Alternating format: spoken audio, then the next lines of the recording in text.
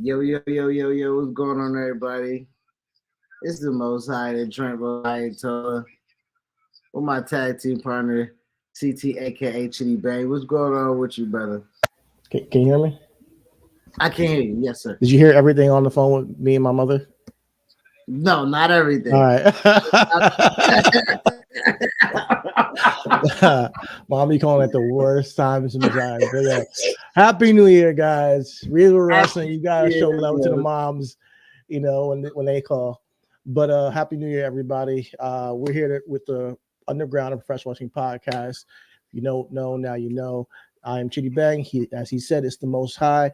We are here to bring you the week that was in professional wrestling to the first week of the year in professional wrestling. So if you haven't, please like, subscribe, share, do all that good shit all us YouTubers say all the time, podcasters. Just show some support, love us, because we love you back. And check us out on RW Podcast 1 on Twitter. If you want to follow us on X or Twitter, whatever you want to call it now, definitely check us out there. And Reasonable Wrestling Podcast everywhere. If you got an Instagram, it's Reasonable Wrestling Podcast. If you got a TikTok, Reasonable Wrestling Podcast. If you got a Facebook, Reasonable Wrestling Podcast, just look it up. Find us, like, subscribe, share, follow, whatever you got to do on all the medias of socialness. Now, we're here to talk about the week that was in professional wrestling. Hold on. I'm sorry to cut you off one time. I know this is your intro. You do the intro. You like the road dog of this shit. When we come on the show, we get a mic to you. You take it over. But before you go further, I would like call somebody. I would like everybody to know that we do have the shop available, eiwshop.com. It is back up and running. IW. This nigga here, please. You can tell we 80s based. This nigga started this nigga started throwing up. The young kids gonna look at us and think that we one of these CTE niggas on the field. Listen, man. Show some support, show some love. eiwshop.com back up and running. Check us out. We got the papers on there. You still have papers? Yeah, I got few. All right. I have few. I don't have Joint many. Roller Ayatollahs on deck. You know what I'm saying? Got a whole papers. They're on limited supply, so grab your papers. But we also got everything is wrestling merchandise. Check us out. A lot of joints up there. We got the hoodie. We got the t-shirts. Actually, you know what? While we talking about that, no lie though, we do got that hoodie. We got it's Royal Rumble season. You know what I'm saying? We got the Everything is Wrestling in hoodie. White and black. Come on with the advertisement. And black. Yo, listen, this is nice. Great quality too. Show the whole logo. Just show the whole logo. All right. Know what I'm listen, man. I'm trying to fucking show it. This is the logo. Got the hood. You got get your sizes. Even got triple X's on that bitch. All right. But yeah, we're here to talk about the week that was professional wrestling, the first week that was this week in 2024. And guys, let's just kick it off right off the bat with the big news of the year, if not the week, the year thus far. And that is the electrifying one, the people's champion. The Rock has returned again to WWE. And honestly, this week, he's been all the talk, all the rage, all the talk about what this means for WrestleMania season, man. Does Cody finish the story? Does The Rock main event WrestleMania? But he came in and he, promo with Jinder Mahal. It was a tease of there being a former WWE champion showing up on day one. And, I didn't know who was going to be. Speculations were saying, people were saying different people. People thought maybe Big E. I was hoping for Big E because we all love Big E. We want to see him. Hopefully he's doing healthy. Hopefully he's very doing well. And I can't wait to see him back. Even if it's just to see him just talk his shit and just be back, because he's just a good vibe.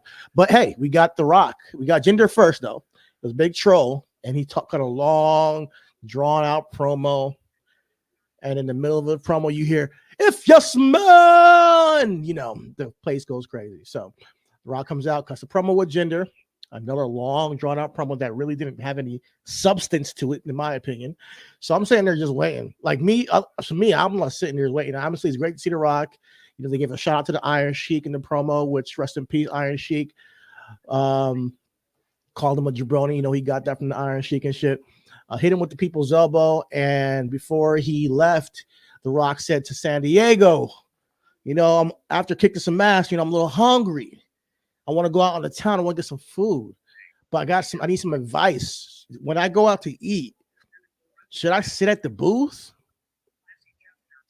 Should I sit at the bar? Or should I sit at the head of the table? And that's what we were waiting for. That's what I was waiting for. That's the only thing I cared about. Like, as Rock shows up, is he talking that shit about Roman Reigns? Because we've been waiting for this for 3 fucking years, pretty much, So I was excited for that little call out, little hint at that. So WWE is not doing that, obviously, without setting up or already having in place what they're doing with The Rock. They're just having to speculate. And that's what we're here to do. That's what podcasts are for. That's what being a fan of wrestling is to speculate, to anticipate, to say, hey, what will happen? And finally getting it and seeing what actually does happen. And just being excited for it. I think that the Rock brings a whole nother buzz to this season of WrestleMania. And listen, within the past couple of months, we've had CM Punk, Randy Orton, The Rock all return. And man, it's stacked right now. This WrestleMania is going to be massive if they all appear on WrestleMania. Just put it out. Let's start right there. But as I mentioned, this calls into question what will be the main events, And I want to throw it to you, Chris, because there are a couple of ways this can go. What way do you prefer? Do you anticipate? What's your interest in seeing at WrestleMania this year?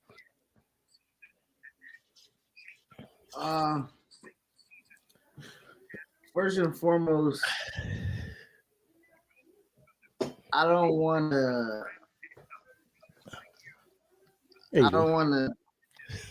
No, I mean, listen. The excitement and everything like that shit is warranted. It's something that we all asked for. It's something that we clamored for. It's something that we asked for. But realistically, for me, it's a little too late. It's just a tad too late for me. And I should be entitled to my own opinion. You know what I'm saying? I think my internet even going down with me talking this crazy shit right now. I don't know. I don't even. Am I slow? Am I like? You good a little bit. You good. Am I blurry? Because But I honestly, realistically, we was in Dallas. We was in Dallas after Roman did the Brock thing, unified the titles. LA, I don't know. I'm not here to speculate. I know Roman said something. He said that they didn't have good enough business or whatever the case may be. You know what I'm saying? For it to take place. Now, for me, for me, LA would have been the perfect time because he had both titles. We talked about that. Once now that they have that combined title, I can't push Cody out for Rock. I mean, I know it's good business. I know it's good business, but when we talking about a story that people are invested in, me personally, I am more invested in Cody Roman rather than Rock Roman, even though I wanted Rock Roman longer than Cody Roman, if that makes any sense. The I story get just what you're has a saying. little theme, it has a little bit more on-air presence, it has a little bit more cachet, and outside of the blockbuster money-making business creative type of shit, creatively the story to run a WrestleMania match back to back, which I think was the initial thing of Brett Shawn, if I'm not mistaken. I think Brett Shawn was supposed to be 12 and 13. It was supposed to do business back to back, and it just didn't happen that way. And the trajectory of those careers ring sufficient. And I'm not sure if Cody and Roman don't do business like Brett and Shawn does business. I'm not sure how that's gonna have a resounding effect on Cody. Like we joking shit about this Nightlander comparison. I'm saying Homelander comparison and everything like that. You just got me into the boys. I used to never really get the reference and everything like that. I was like, yeah, he do look like that white man. He do look like that white man. You know what I'm saying? And for Cody to lean into that, his armor with his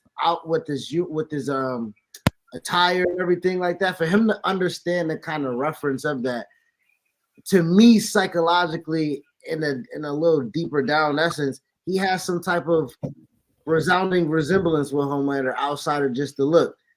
There is a heel that can be tapped in with Cody, and I don't know if that's even going to be best for business in the long run, having him be bitter in the business than just appeasing him in the business. All right, let me pose something to you real quick. I hear what you're saying, 100%. Rock and Roman, we wanted it at a certain time, and in like perfect world, we would have gotten it last year in LA. Cody would have faced somebody like Seth or whatever it may be, or he would have faced Brock Lesnar then. So it definitely fell. Things fell differently, but you had Cody come back from injury, win the Royal Rumble, face Roman, ended up losing, which was a huge shock. People thought Cody was going to win last year. So he's still trying to finish his story. But there's a couple of ways this can go now. Like, let's just erase everything that we know about wrestling and what it has to happen. We got players, bro. We got players and people who are main event stars with a main event superstar, coming back from a Hollywood star, a Universal star around the globe, coming back to wrestle with WWE at some point. Here's the options on the table, and you and I know you probably going to knock down a couple of them because it's not what you want to see, but just entertain it for a little bit. Okay, I'll mute myself. All right, so we got Roman Reigns, undisputed Universal WWE champion right now, and he has the title, and he's going to be competing in a fatal 4-way at Royal Rumble against AJ Styles, Randy Orton, and LA Knight. And we don't know if he will leave there as champion. I predicting it can be. I think he will, but potentially he can drop it then, and it could go to somebody like a Randy Orton. If Cody faces Randy Orton at WrestleMania to finish the story, and we still get the Rock and Roman at WrestleMania, is that something you would be down for? Or you got option B. Roman wins. We got Elimination Chamber in Perth. Now, this is an actual stadium. This is not just an arena. This is like similar to what they did with Wembley, with AEW. They're going to another country and trying to sell out a stadium. 70,000 seats. Hasn't been sold out yet. So does adding The Rock and Roman, first time ever, head of the table, match for the undisputed Universal WWE Championship in Perth for the championship, does that sell us tickets? And then you still can get Roman and Cody at WrestleMania, because I don't think The Rock's going to win that title. and face anybody at WrestleMania. Or, which is a freaking wild card, complete wild card. CM Punk wins the Royal Rumble, challenges Roman Reigns, and Cody has to wait. And you got the whole, Paul Heyman, CM Punk thing being the thing. Obviously, that's an option that's unrealistic because we all know the Seth promo. That's probably just gonna be the path with CM Punk, but it's also there. But if you're looking at the players, there's a lot of options on the table, of what they can do for WrestleMania. But right now, it looks like Elimination Chamber, there will be a Sami Zayn type of match happening, whether it be Cody, whether it be Rock, whatever it may be, and that person will take it out. But what would you like to see? Because that's entertaining. What would you prefer? So, welcome everybody, man. Thank y'all for pulling up to the show. We got a few people pulling up, you know what I'm saying? So, Chidi laid out a really great scenario. Very first and foremost, that first option of Randy and Cody. You got history. It's intriguing, right? Considering the fact that Cody's first WrestleMania match, I believe, was with Randy. You know what I'm saying? Wrestling has more than one, you know what I'm saying, real family that fits all into the storyline and everything like that. Punk and Roman, like you said, is a complete wild card, but I think even with that, Roman and Paul acknowledging that is very much great wild card. It's a great, deuce. You know what I mean? Like it's a great, It's a great deuce to have in the hand, I think more importantly, for me, for a lot of people saying Roman and Rock happening, we got a comment. The more I think about it, I'm not mad at that storyline. All right, which storyline? Which one specifically? Which one more specifically? We'll comment on that. Randy and Cody, because I mean, it could happen. Yeah, I think that's very much really real. And we can still get The Rock and Roman without a title, head of the table. The Samoan dynasty's on the line, pretty much. And I think too with that, Roman losing at Roman. Okay, Randy and Cody. Yes, it's possible. It's intriguing. Honestly, they have so much history. I think more often than not we forget, and this is what I wanted to have a conversation about when I felt you couching. I felt you leading the jury when you were speaking earlier.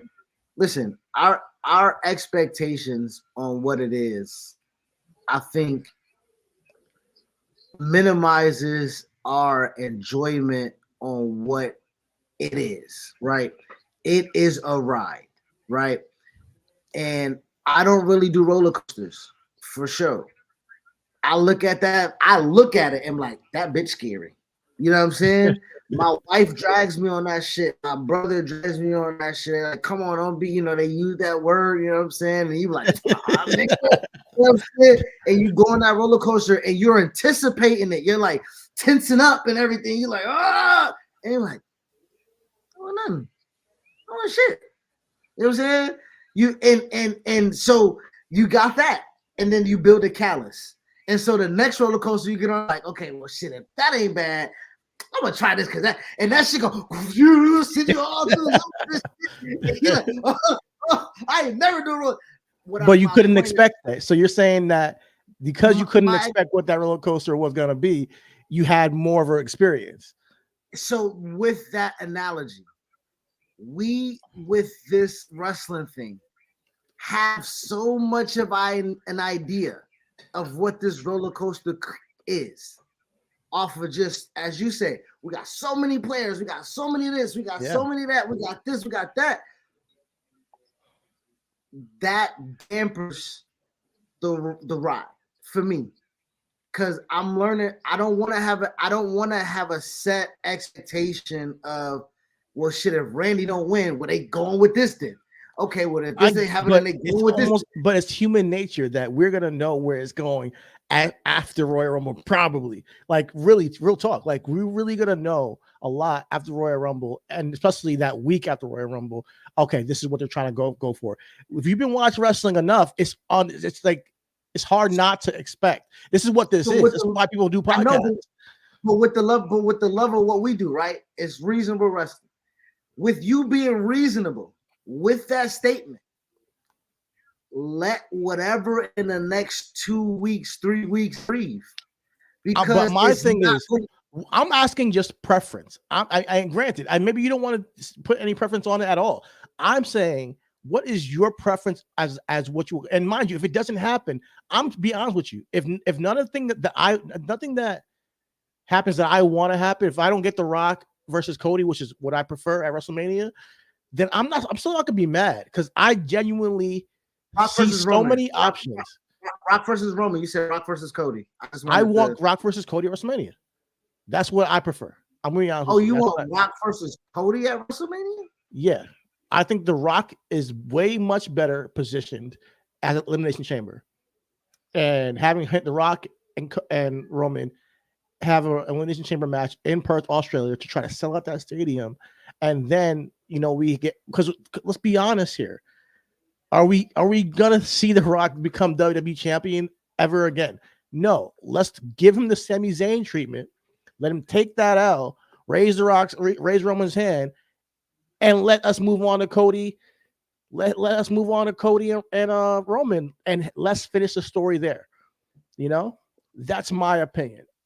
Okay, I just wanted to catch you. I didn't want to interrupt you. Yeah, I wanted to catch you. You said you wanted to see Rock Cody. When and where? Did I say that? Yes. I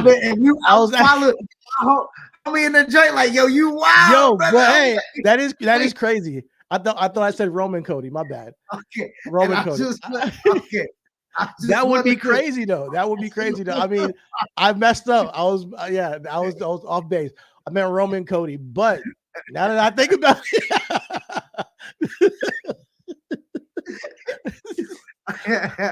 it, no, but it's like there's so many levels to this thing that you can see it goes in so many ways, and that's why I appreciate about wrestling. Let's say we don't get Cody to finish the story until SummerSlam, or he doesn't finish it until September, where Roman could possibly overcome second place of the all-time leading longest reigns and overtake Hulk Hogan. I don't think that there's not I don't think the story is going to be any less important, because Cody is such a babyface, and I don't think he needs to be bitter. But we can prolong this if you really wanted to. It's possible to do The Rock and Roman at WrestleMania and prolong this Cody story. It's possible. If you have Randy Orton be a heel that he honestly is best at being, and preventing Cody being that next barrier for him. So for me, when you ask me my preference, right? Shout out to MVP. That's our guy. We spoke and we had our interview with him. We used to ask him about deserve shit, so and so deserves, or so and so deserves, and my nigga looked like, that's not how that goes. That's not how it goes. So he has shaped and then working backstage at MLW for some time, help that first tournament that they created for the championship. Like, I'm not, listen, no shade or form, I'm trying to take credit, but at the very grassroots level of the rebuilding of MLW, seeing how they envision what it is to carry forward the company, right? then hearing MVP talk about who deserves what.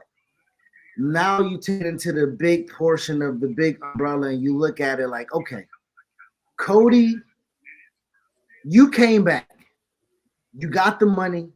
You negotiated your contract. You got the tour bus. You smashed the sledgehammer. You led the charge for the competition. You deserving don't really mean shit. You know what I'm saying? Like you've washed all that, right? Like, you know what I mean? So for me, the whole promo of my daddy and I want to win this title for my daddy and all that shit, I know there's a thin line between real and storyline. For me, you did what your daddy wanted to do. You went and built a fucking legacy and did it that way, right? You are Dusty's son in that fashion. So you holding up a title and everything like that, that's just like, you know, so for me, when we talk about deserving, I throw that out the way. You made a good point, but like I want to touch on that in a moment, but finish what you're saying. So with your preference question to me, I don't want to have another Roman Rock match with Roman Rock at WrestleMania. We've seen that type of match.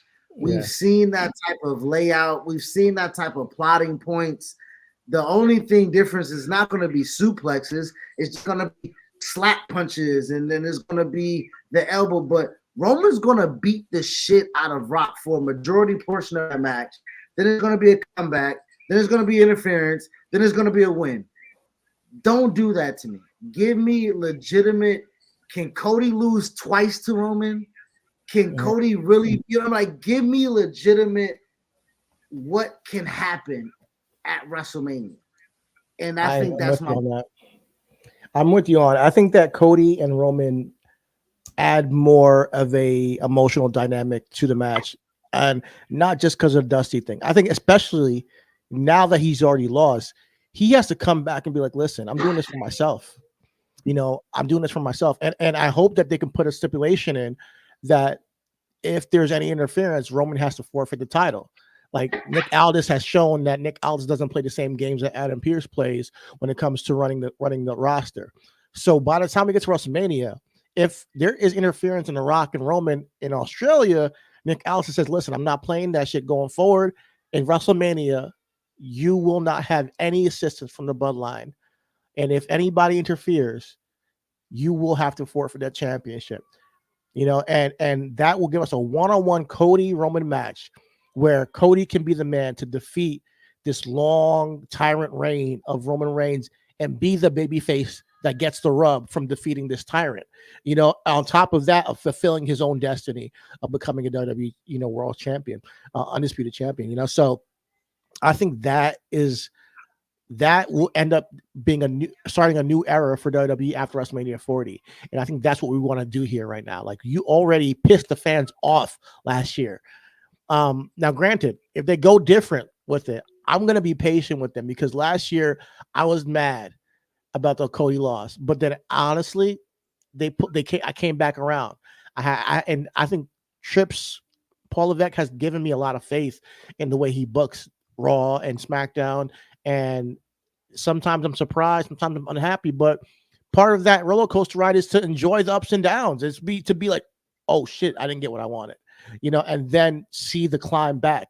I think part of that is reason why Cody has been such a great babyface all 2023, all last year, is that he hasn't gotten tired because we haven't seen him be overly dominant with the championship, like us John Cena was, or you know, whoever, you know, or sometimes the champion's like, oh man, we're tired of this champion winning all the time, you know. So I think when he does win it, we're gonna want him to keep that joint and prevail, like, you know, like he has been over the Bronx, over the Shinsuke's, and, you know, over Judgment Day and shit. So I'm curious to see how they build Cody. Once he wins it, he might get drafted to SmackDown. Well, you know, there's so many things that could happen, but in my opinion, I'm with you on that. I want to see Rock, Roman, Australia. I know we're gonna have to get up early at 6 o'clock in the morning to watch the shit, but it is what it is. Wait, what? Yeah, Who's that? they're going live in Australia The show is gonna start at like 5 a.m., bro. Jeez. Yeah. All right, man. All right. Well, I'm just taking the kids to school that day, nigga. Ain't no way. Fuck out of Yeah. here. So Elimination Chamber is gonna be interesting, but that's what I would prefer as well. But it's just cool to see all the speculation and how there's so many avenues they can go with right now with wrestling. It's just awesome. Like I really enjoy having these conversations because it's not either any way they go. I'm not going to be dissatisfied. If we get Randy and Cody for a championship, if we go Rock and Roman at WrestleMania, I'm not going to be mad at it. You just give me something that means something, and I'll be locked in. So yeah, man, the roster is stacked with like legitimate stars. So we'll see how things go on SmackDown. The Fatal 4-Way. We mentioned that Roman came in, interfered on the Fatal 4-Way on the triple threat match between Randy Orton, AJ Styles, and LA Knight. During that match, LA Knight did a 450, busted open LA Knight, hard way accidentally. Roman then came in and destroyed every one of them. But the match was really good. The match was a really good match. I enjoyed it. But the takeaway is that after the match, Nick Aldis did tell Paul Heyman on the outside that congratulations, he just earned himself a Fatal 4-Way match at Royal Rumble. So we're gonna get Roman Reigns, Randy Orton, AJ Styles, and LA Knight in a Fatal 4-Way, which I'm with it. I love it. I love the booking for that. It doesn't make anybody have to be too it doesn't make anybody too weak in that booking. I think also it protects Randy, I think, because he just came back from injury, back fusion. You can have him not take a bunch of bumps in a match like with Roman one-on-one and go 25 30 minutes. You got just AJ in there, you got LA Knight in there to also take some of the brunt of the actual match, and somebody can take the pinfall. So whoever loses has some other people have an out. They don't look like they're completely done with their story, I guess you can say. I think I think what you were alluding to for that triple threat was this, where you had LA Knight with a little color and busted itself open and had that image of Roman coming in and grabbing his face and talking that real demonstrative talk how Roman does, you know what I mean? But I think for me, realistically, when because you did a little jab at me before the show, I couldn't watch as much wrestling because we were playing Madden, which we were. We played Madden Friday night, and you was like, I wanna watch this triple threat, and it was something that you was intrigued about, something that you wanted to watch. And SmackDown as a whole seemed to be something that was forward moving as a show, where it was very progressive, and how they were trying to tell stories and where they were telling stories. Not to breeze past what you were talking about, but just in this aspect, Bobby and the Street Profits were presented for a while as being, hey, we want to get these guys as being heels, and the universe is like, nah. We like these niggas. You know what I'm saying? These the niggas. You know what I'm saying? These are universal cool niggas. You know what I'm saying? Yeah. So like Bobby and Montez and Angelo just was refused to get booed. Even when they were attacking LWO, whatever, it was like, hey, yeah, real Cold Wars, cuz, you know what I'm saying? I heard some dumb niggas like, our skin really brown. They call them niggas brown. You know what I'm saying? So anyway, once they made that pivot, now they got them with the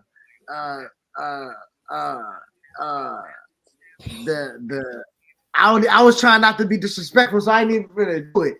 They just got them with the pale skinned people. Karrion Kross, AOP, Paul Ellering.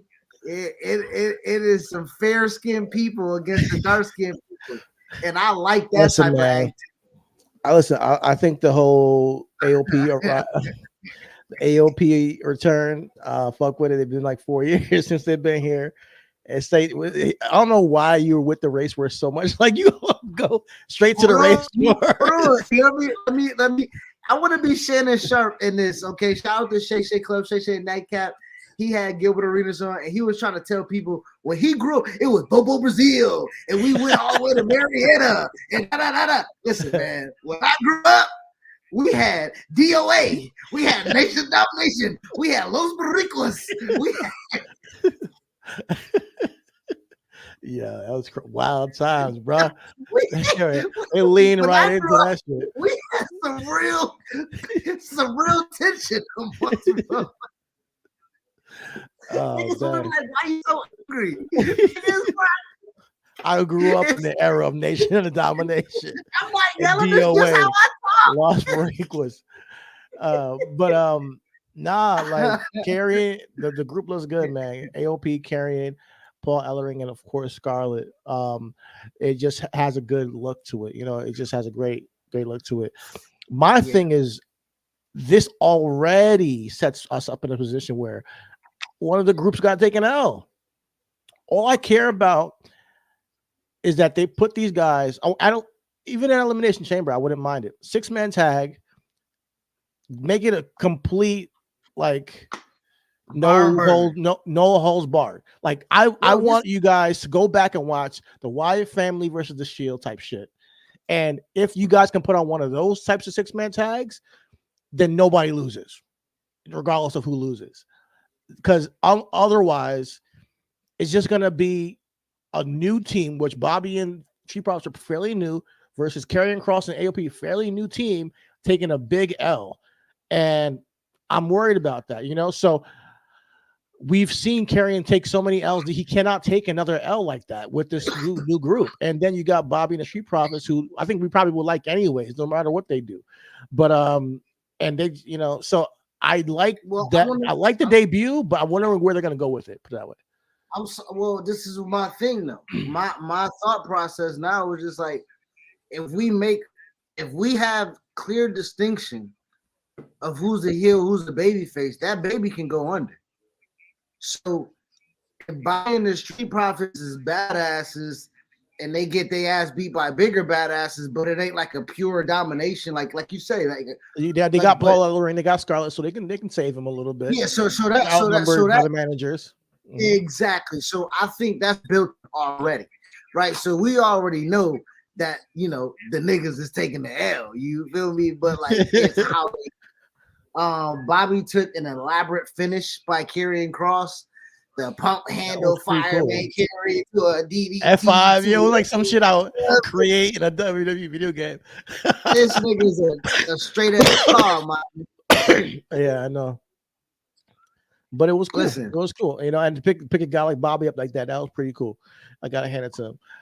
But I need them to go all in. I want a 6-man tag, no disqualification match. I mean, if you give me a random regular 6-man tag match that just, you know, no, this is AOP here. You know, last year at Elimination Chamber, we had, listen, we were talking about Montez Ford being the main eventer. He was flipping off the cage and all that types of shit. Give him another moment. He's you know, give him another fucking moment where he can do some wild shit, you know. And I think if you go back and watch the Wyatt family 6-man tags, I think they had one with Bryan Danielson, Kane, and Ryback. A call for real. They had one with the Shield. Obviously, they've had their battles with them. If you can go back and watch those 6-man tags, they just felt completely fresh and new. So I'm really excited to see where we can go with these two groups, but you got to keep them both strong. And how you keep them both strong is you got to have a really banger of a match. I will say that realistically, I never really had a problem with AOP as a tag. Me neither. I didn't. I knew. So when you talk about putting on bangers of a match, and when we asked where, I don't know what happened or why they weren't necessarily part of the pandemic or through the pandemic. But if you remember, Seth, the Seth, Buddy Murphy, and AOP look, badass. Yeah, you know what I'm saying? Like that. Like Seth could have been the leader of a nation. You know what I'm saying? But it is what it is. So Kerry is not that guy to get AOP over, but I'm glad that Paul is able to hit the road with them to kind of give them what it is that they need. And for the most part, I think Street Profits is seasoned enough to where they can lead a match and make it a good one. If we're having, because my biggest thing is tag team divisions to kind of get revved up a little bit more. You know what I'm saying? AOP, Street Profits. We got who else is in that tag division right now? You know what I'm saying? Like right now, off the top of my dome, can't really think nothing. You know what I mean? So before we ping ponging, I just wanted to kind of move off of before we move off of wrestling. I want to give a shout out to Hootie. You feel me? Hootie Miles. Ashanti Adonis. Yeah, I was shocked that he got a little spot on SmackDown. He got a little spot backstage with Nick Aldis. Got some time to talk. So clearly they got some plans for him. Just a little presence. You know what I'm saying? Him. Yeah. B-Fab, she made her little presence known with Bobby a couple weeks ago. Yeah, she tried to get with Bobby and them. And then she recycled online, being in the dungeon with Natty and TJ and Ricky Starks and Angelo Dawkins. And it was really little Jade was there too, you know what I'm saying? So B-Fab was out. To see kind of people, again, we talk about the deserve portion. Yes and no, right? Because deserve it, absolutely. B-Fab, Ashanti the Adonis, they deserve it. What people see, I'm trying to make it. You don't want to make it known what you're doing with people. You don't want to make it known about what you're doing where people don't see you, but you have to let people see you do that for you to get the recognition, is what I'm trying to say. So for that clip to go out, right? Because it's just, I'm not sure that's her, but for it to be shown that she's out there doing it, it adds a little element to the so when she gets that push, when she gets that screen time, it adds to the like, okay, she earned it. It wasn't that she deserved it. Yeah.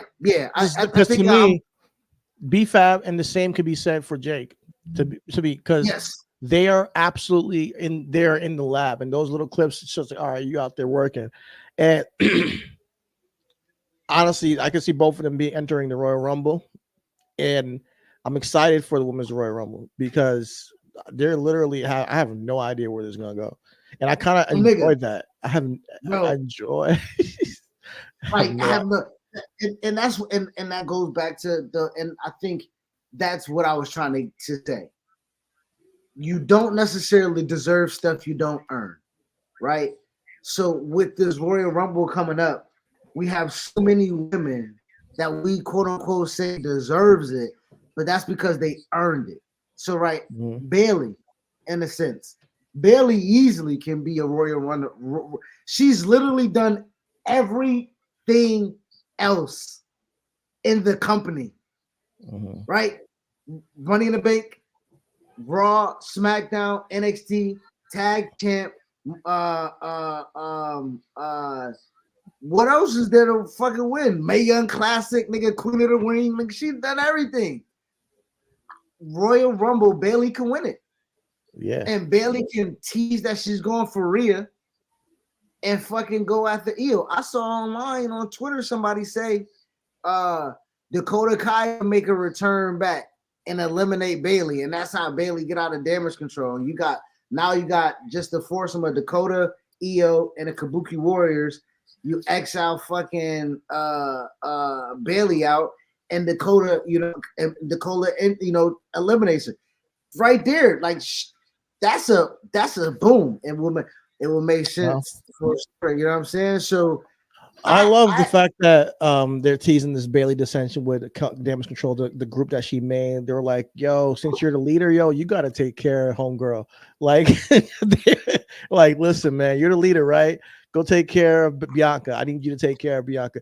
So, like, so we'll see how that plays out and going on. But I was with you on that. Like, I think Bailey is my pick, who I would like to see get the victory, because not only that, but she was one of the stalwarts of the pandemic. Her and Sasha Banks held that shit down, bro. And her character change was amazing.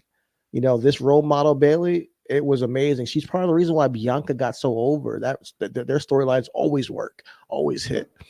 So I think that Bailey coming back last year at SummerSlam, introducing Damage Control, getting them over, getting Io a championship, being the manager and guiding them and being successful in guiding them, having a great storyline with, I think Becky earlier this year, in my opinion, she earned it. You're talking about earning things. You're talking about earning things. She's been around doing it in the background for all this time. And I think it'll be great. And mind you, WrestleMania, she wasn't even on the card last year, right? She was hosting it.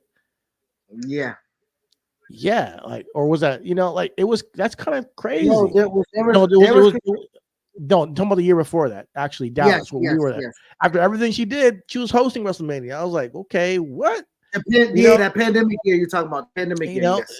Yes. So I definitely think Bailey has, she didn't. I mean, I heard that she wasn't really feeling the hosting gig too. She wants to wrestle, but she got, her moment there. I want to see her win the Royal Rumble. I will be happy for her if she wins the Royal Rumble.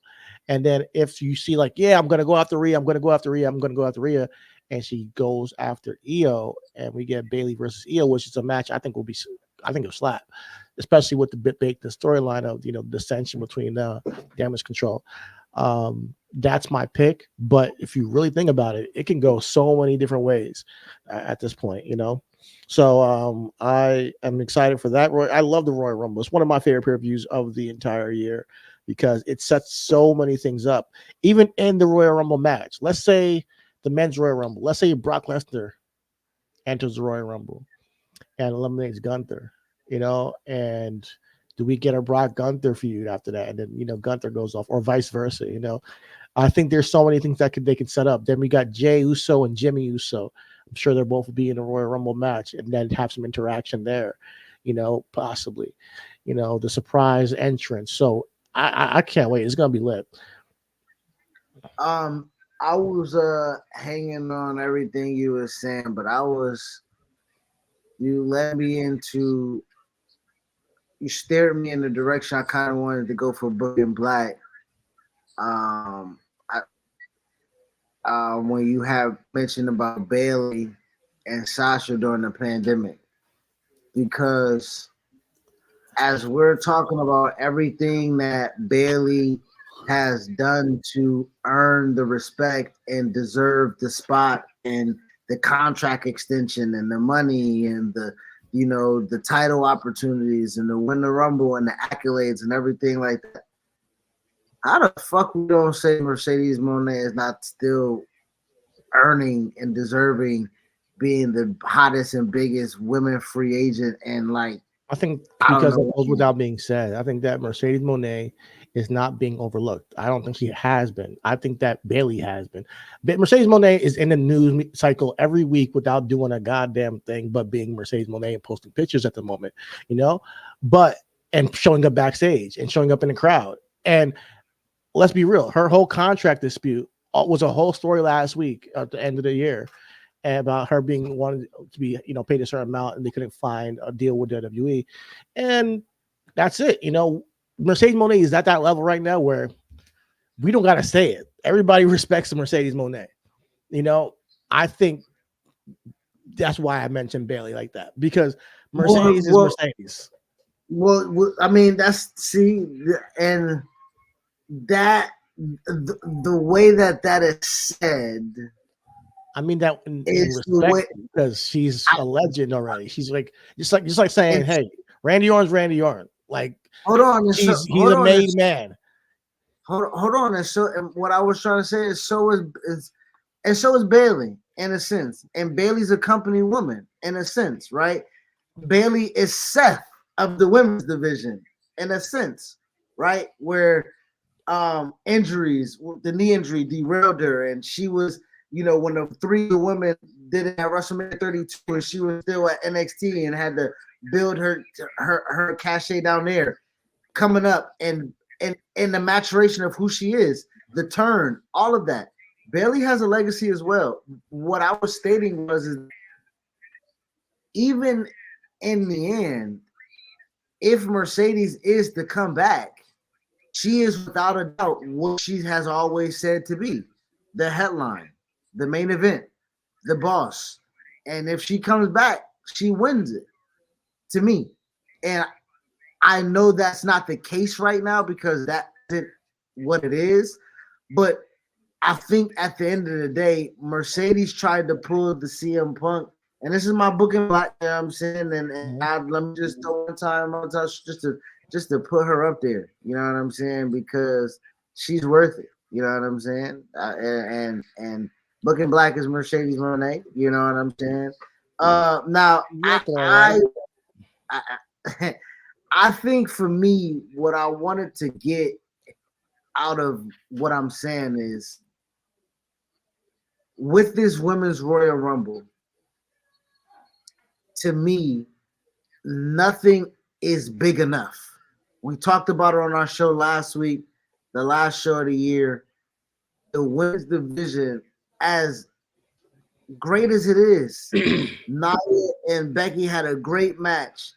I like Casey winning the tag team championship. That's who deserves it. We need Illidan and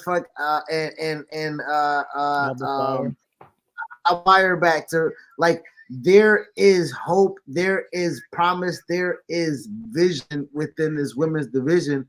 There isn't a star. There isn't somebody that takes it over the top.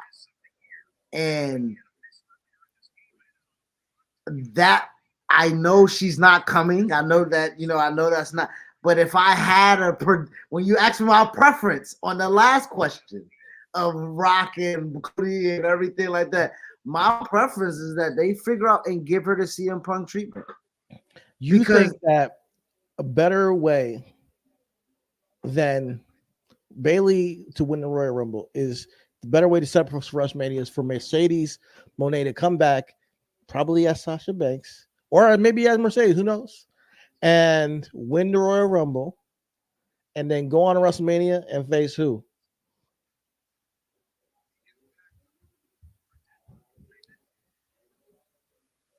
The reason why I said there isn't a star is because as much as people want to make Rhea Chyna, she's not that. Right? Chyna really moved. Hold on. Wait. Chyna really moved the needle. Now, I'm not saying that Sasha / Mercedes is Chyna. But what I am saying is that she is the biggest women's name star in the business. In order for Rhea to have that, I love Rhea Mercedes. I think that can main event WrestleMania. Whew.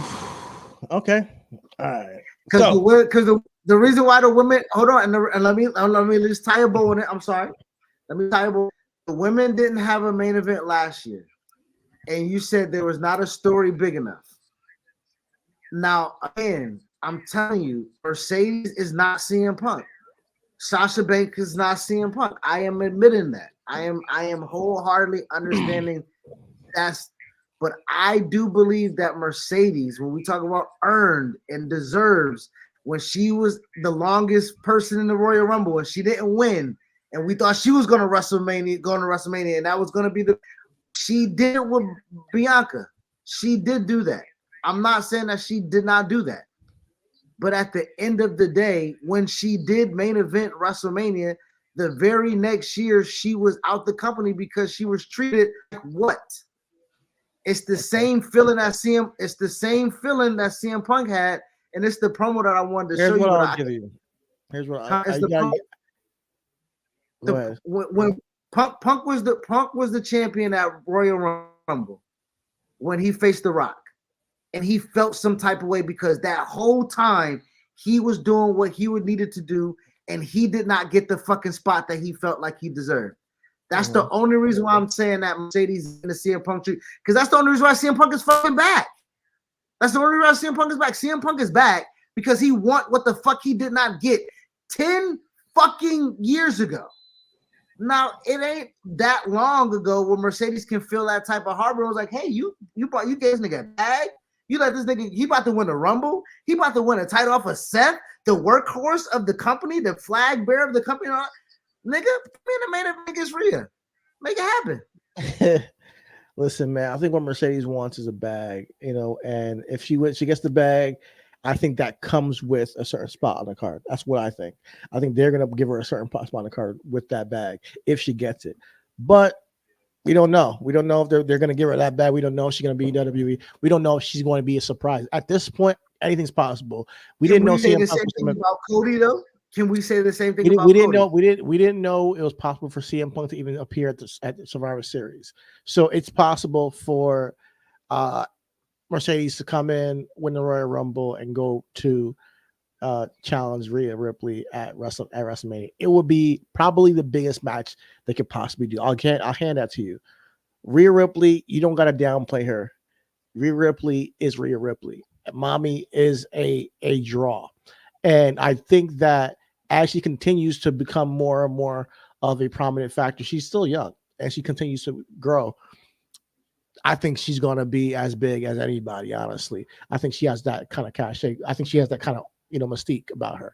Give her Mercedes at WrestleMania does that though. She's beat Charlotte, yes. She's beat Charlotte, but again, that put her in the stratosphere she can go. But she can also get a win over Becky Lynch, and I think that Becky Lynch is just as big as a star, as Mercedes in a sense. Because if Becky Lynch was not in WWE, like I mentioned before, she was not in WWE, she would be the hottest free agent out there right now. Mercedes is that, and rightfully so. So either one of those main events for Rhea, I think will be a big. Only difference is that we're more. Here's the thing: is absence makes the heart fonder. So that's Mercedes right now. That absence of her, honestly, we would be super excited to see her come back. I don't want to shit on you and say that though, and I don't want to compare two bad bitches as they say on Twitter, but Rebecca Quinn and Mercedes Moné are two of the same GOAT, but as Rich Paul said, LeBron has platinum antlers. You know what I'm saying? Like Michael Jordan got gold antlers. So I think Mercedes in a way, and the reason why I'm saying this is because the women are extending right now. 3 out of the 4 horsewomen, I believe, are on their way for contract extensions with the WWE. Charlotte got her bread. I believe Becky got her bread. Bayley's in contract negotiations as of right now. And and I'm not saying that you have to comparison and have to get one, but that is the game, right? The game is the game. I think that Mercedes will raise the bar again. I think if she came back. Yeah, I know what you're saying. Yeah. And when you say Rhea and Becky is a as big of a match as Mercedes and Rhea, I don't think so, because Mercedes coming back is main event WrestleMania worthy. Even with the story that they throw in right now to build, and we're giving it the same time frame, right? Mm-hmm. Becky and Rhea can start tomorrow, right? Tomorrow, Monday. From tomorrow to WrestleMania, it still ain't bigger if Mercedes come 2 weeks later and fucking wins the Royal Rumble. I'm sorry. 2 weeks of Becky is not that. I think only reason why, like I said, the only difference is that she's been absent. Like Sasha's been absent. That energy inflection of her being gone is like, holy shit. Now there's a big ass, new threat in the women's division, and Rhea Ripley better watch out. I think us seeing Becky and Rhea on TV week after week will make us feel like it's not as special, but I think it is. I think the actual match itself is just as big. I think that we're seeing her every single week on TV, it makes it more attractive. And that's the spectacle of it all. That's what it is. The spectacle of seeing Sasha come back, and then we're sitting here like, okay, is she gonna take the title off of Rhea Ripley? Yeah, it does add that intrigue, and it does raise the bar. However, the actual match, like Becky is that chick, I can't argue. I can't accept that argument coming from the simple fact Charlotte last year did the exact same thing. They had a good match, but that story was in Charlotte ain't Becky Lynch. I'm just being honest. Bro, thank you. So what I'm trying to tell you is that Mercedes has seen Charlotte how many Manias now? And I get it. She only been gone a year. But what I'm saying is that last year when or 2 years ago, she's been gone 2 years now, I believe, right? Charlotte comes back, immediately gets a title opportunity, wins shit. Becky was still Becky last year. You know what I'm saying? Like Becky was still the workhorse, still the fucking hottest name in the world. Why Becky and Rhea wasn't last year? Because she had her. Well, we needed a women's story to combat the men's storyline of Roman and the Bloodline, the tag team division, all of that. The women been shortchanged. So what I'm saying is, if you're gonna hotshot it and you're gonna give it a spark, you got to give it a spark with a real spark. I don't think Becky's a real spark. I hear you. I hear where you're coming from. And there's an argument, that Mercedes has never won the Royal Rumble, so that's be something that she hasn't done before. So that'll be cool to see. Shout out to Mercedes. I hope she, comes back. I definitely love seeing her on my television screen, and she's one of the most talented women wrestlers, period, in the world. So I'm down to see that. As far as storytellers, though, I think that Becky Lynch is a little bit better of a storyteller when it comes to what she does in the mic and in the ring. But I don't want to be real quick. I don't want to downplay that by any means.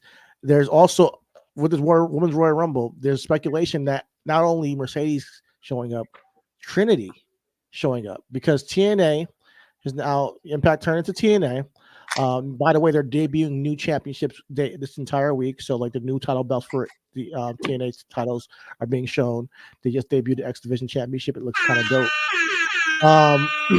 But Trinity showing up as the Impact Women's Champion in WWE, a la Mickie James a couple years ago, I think will be a cool moment if she shows up in the Royal Rumble just to have that moment. Yeah.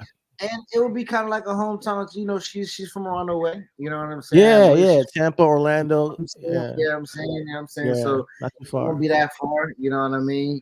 I think it'll be a great showing for when Mickie James did it, we thought that was going to be WWE's kind of combatants of listen, man.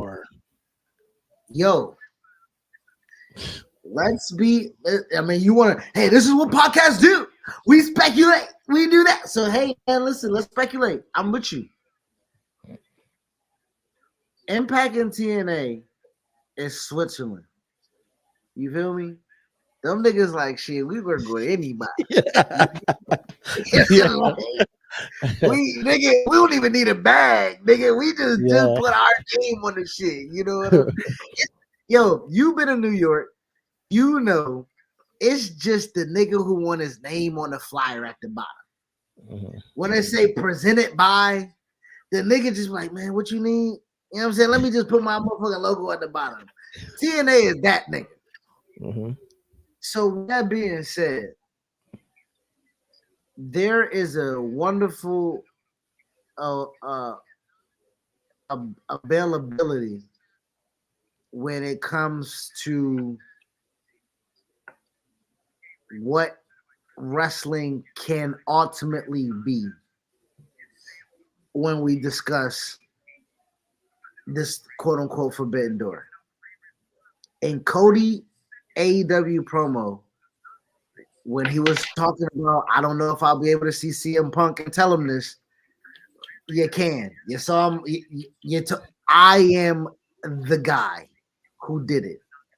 When he set cross leg and shout out New Japan and shout out Colt Cabana and talking about the independents, Cody did that.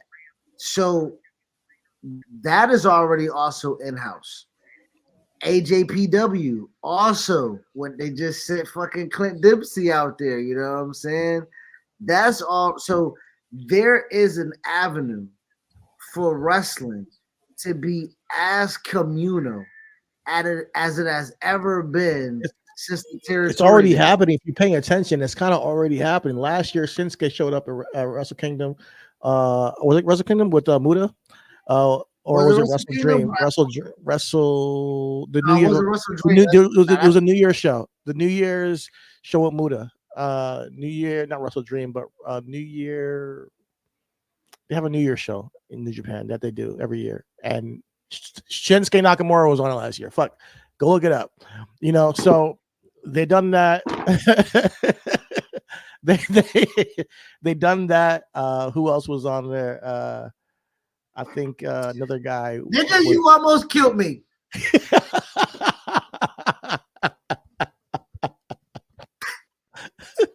My bad. This nigga said the Shinsuke show. Go look it up. Like what? I know what I'm talking about. Let me listen. But anyways, they did it last year with New Japan, NJPW, and I think it was one other person that also went to do something elsewhere. The Good Brothers. They let Carl Anderson finish out his contract while he was on a contract with WWE. This year, you know, we're seeing potentially Trinity coming in, Mickey James has happened. So in moments they have been able to figure out a way to do it, and I hope we can see more of that going on in the future. You know, because if we could have, like, imagine like, yo, Tama Tonga shows up at the Royal Rumble. I don't know, but it just for shits and giggles. Versus Becky Lynch. That's a battle of the MILFs right there. Yeah, Mickey James is she's great, man. I'm down to see her against a lot of people, honestly. And her and Becky Lynch, I don't think we ever got that. Like, did we? I don't think we ever got that. But yeah, I'm down to see that for sure. Speaking of Becky Lynch, you had a banger of a Raw Talk, Raw Talk from Chitty Takes. Yeah, Becky Lynch. You mentioned before New Year's Dash. That was it, by the way. But Becky Lynch, I believe her and Nia Jax had a banger, one of the bangers this week. If you go back and watch it, they opened up the show on day one of Raw. Obviously, the storyline going from the punch that happened, you know, years ago that, you know, started the whole man and took her to one level to a next level in her stardom. I think it really played into the story here. And Nia got the victory. So shout out to Nia for busting her mouth open and honestly just saying everything she was going to do. She said, listen, if I put my full force behind that punch, you think you can take that shit? That was like a graze. She punched her. She hit her with the Annihilator. And 1, 2, 3, Nia just got the victory. I think that we do not give Nia the flowers he deserves as a performer. I think that I like there to be... Who knows? Who knows? You know I love me some Lena. Maybe not us, but people online. You know, they all talk about Big Fine. I love you. Yeah, Big Fine. But Nia's killing her, man. I love what she does as a, there's always the big man presence in wrestling, and she does that for the women's division, and how she works is reminiscent to the people of a Mark Henry, a Big Show, and it does add to the story, man. That can Becky Lynch overcome the odds? And I don't like when they use these big wrestlers as like just fodder, because it's not realistic. So her getting that victory, I loved it, man, because it keeps her strong and gives her this storyline some legs to move on into the Royal Rumble to see what happens. Maybe she eliminates Becky again. Maybe Becky eliminates her. We'll see we'll see what happens. So shout out to that match. It was a great match. I love the Samoan drop off the top rope. There was a bunch of different moments there that I just fuck with. Shout out to them. They pulled out a great opener for Raw day one. It was a great week in wrestling, if you really be honest. Like even NXT Raw, everything meant something this week. Even in the Kevin Owens versus Santos Escobar, good match there. Now Kevin Owens will be facing Logan Paul for the United States Championship at the Royal Rumble. Mattered.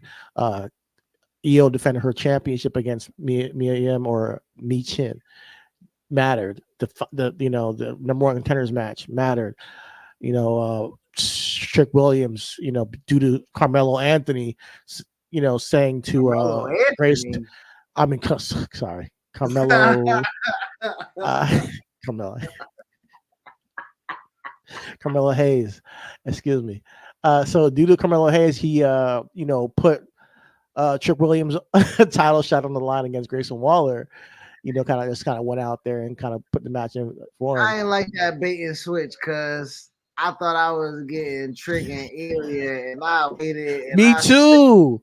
I was tight. I don't know what's going on with Ilya. I hope he's all right, man. But Trick got the victory. So shout out to him. Carmelo didn't seem too happy about that. So we'll see what happens with that.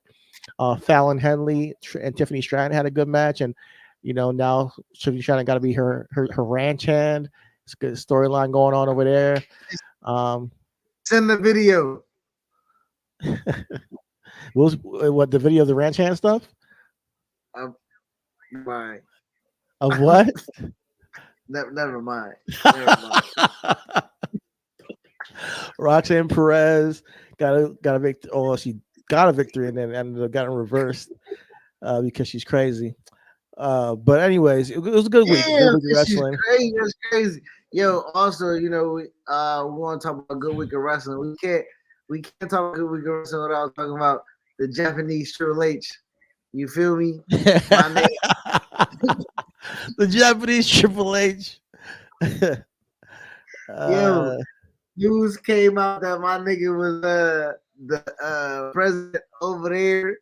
They said they fuck with the homie over here, and that nigga instantly was like, "Put the strap on me." You know what I'm saying? Shout out to Tanahashi, man. Keeping the business alive, man. That's just wrestling business for you. What, the business for yourself, nigga? The business of me. When you were in charge, hey, Jared did it. Triple H did it.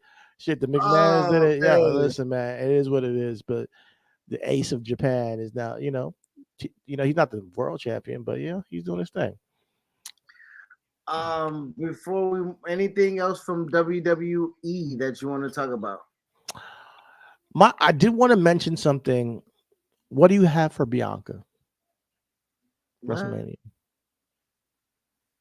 Man, I thought you were about to talk about the show, nigga. I'm trying to meet the Crawfords, cuz. I thought you were talking about what they about to Montez show on Hulu, nigga. I thought you were talking about it's on Hulu now? No, February. I think it's like February 2nd or something like that. All right, cool. Well, with that being said, you got to push her. And do you got to? I think you have her. So you can push the television show. Absolutely. I think that you keep it relevant. Dual programming. You keep her relevant while the show going on, so it gets good ratings. And you can say, "Oh yeah, Bianca's gonna be on TV this week on Hulu, and she has this match with Jade Cargill WrestleMania, maybe." So I'm thinking. Oh my gosh, no, bro. That's what you trying to get me to do. You trying to get me to talk about Jade and Bianca, cuz I see. One-on-one. Jade being her first, that being Jade's first feud, I think Bianca will be a great first feud for her. Bro, Jade ain't finna be at WrestleMania, dog. I'm sorry to be the one to break it to everybody. How much you want to bet? She can debut at Mania. I mean, she can debut at Rumble. And I think that, to be quite honest and fair, I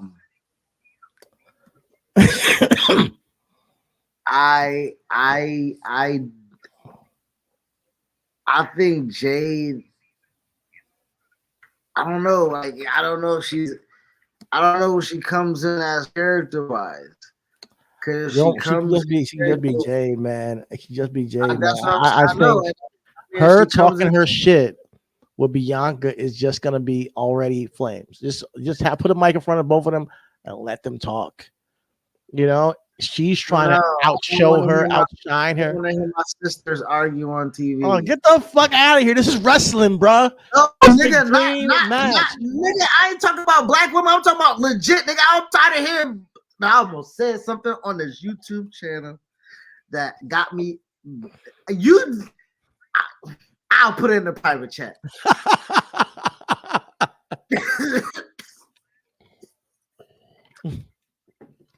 Don't make us go viral with another fucking bad take. That's what I'm saying.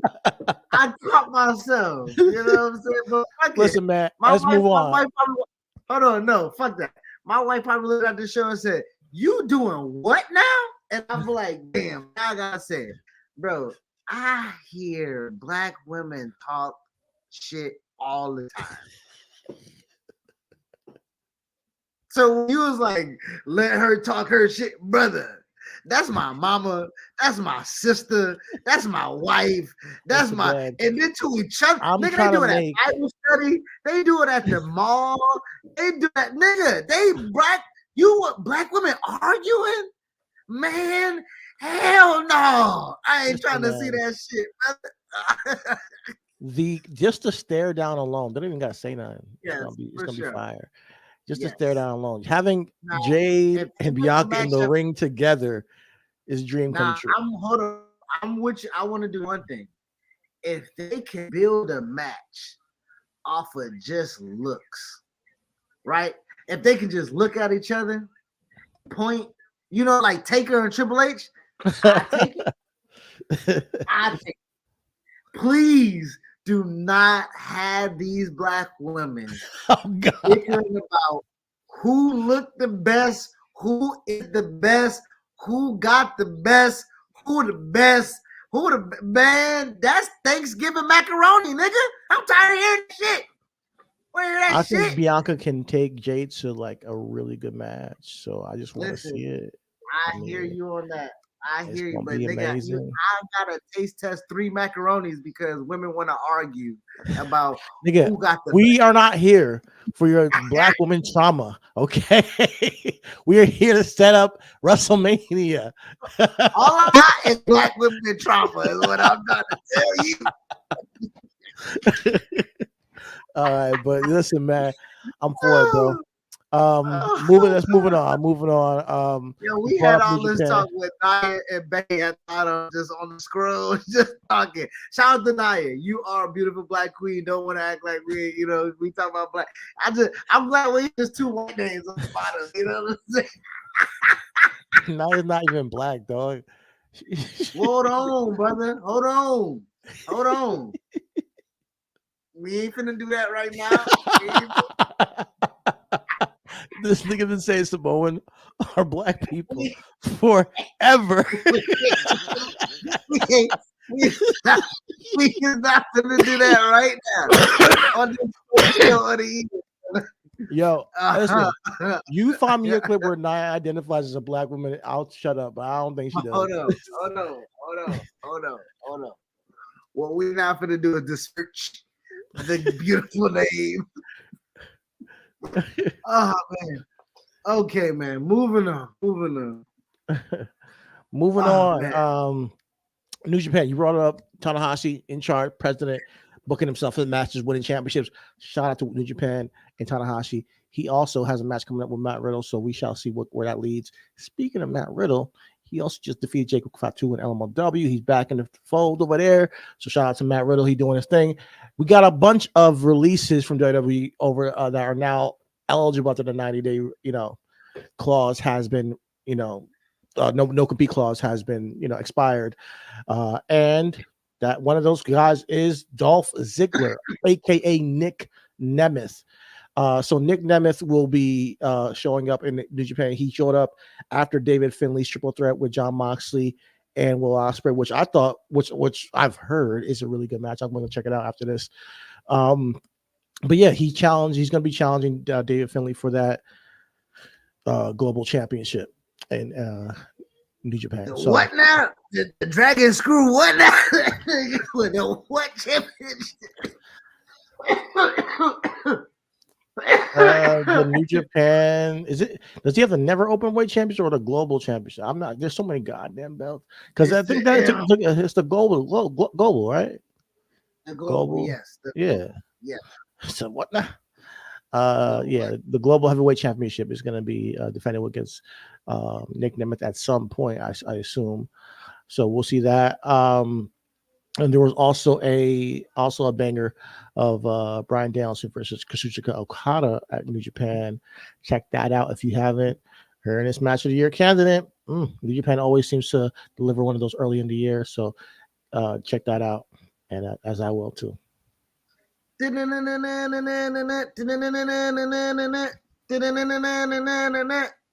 nigga Will Ospreay is a beast, boy. The dude's fire. Came out with the Assassin's Creed attire. It's so dope, man.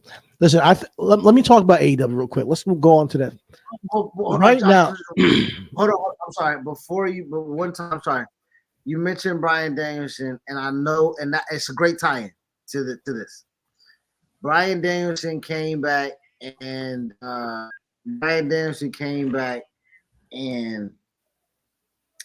had a really great showing in the Continental Classic. Okay. I do believe that he really wanted to go to Japan, but I don't think that he would have been. I think realistically, he made a great promo, and he said he told his daughter that he was going to tone it down. And I think when you say I'm going to tone it down, that don't mean you go to fucking Japan for 2 months. That ain't toning it down. So I think him and Tony did a really good job in cultivating the concept. It's something that we still kind of don't have a really great grasp on. But me, I don't know what I did not know what the G1 was. I followed the G1 strictly off of pure matchmaking qualities, and that is about 8 years ago, because I was never been a big New Japan fan. So for me, Continental Classic, carbon copy of the G1, made really great sense for me when Brian Danielson always wanted to compete in something in that fashion.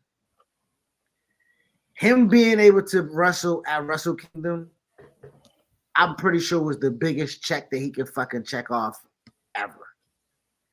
With that being said, to fast forward, and I'll pass the ball back to you about AEW, because I didn't want to steer the conversation about AEW, but I want to ask something about you in connection. Brian Danielson thirst for him to be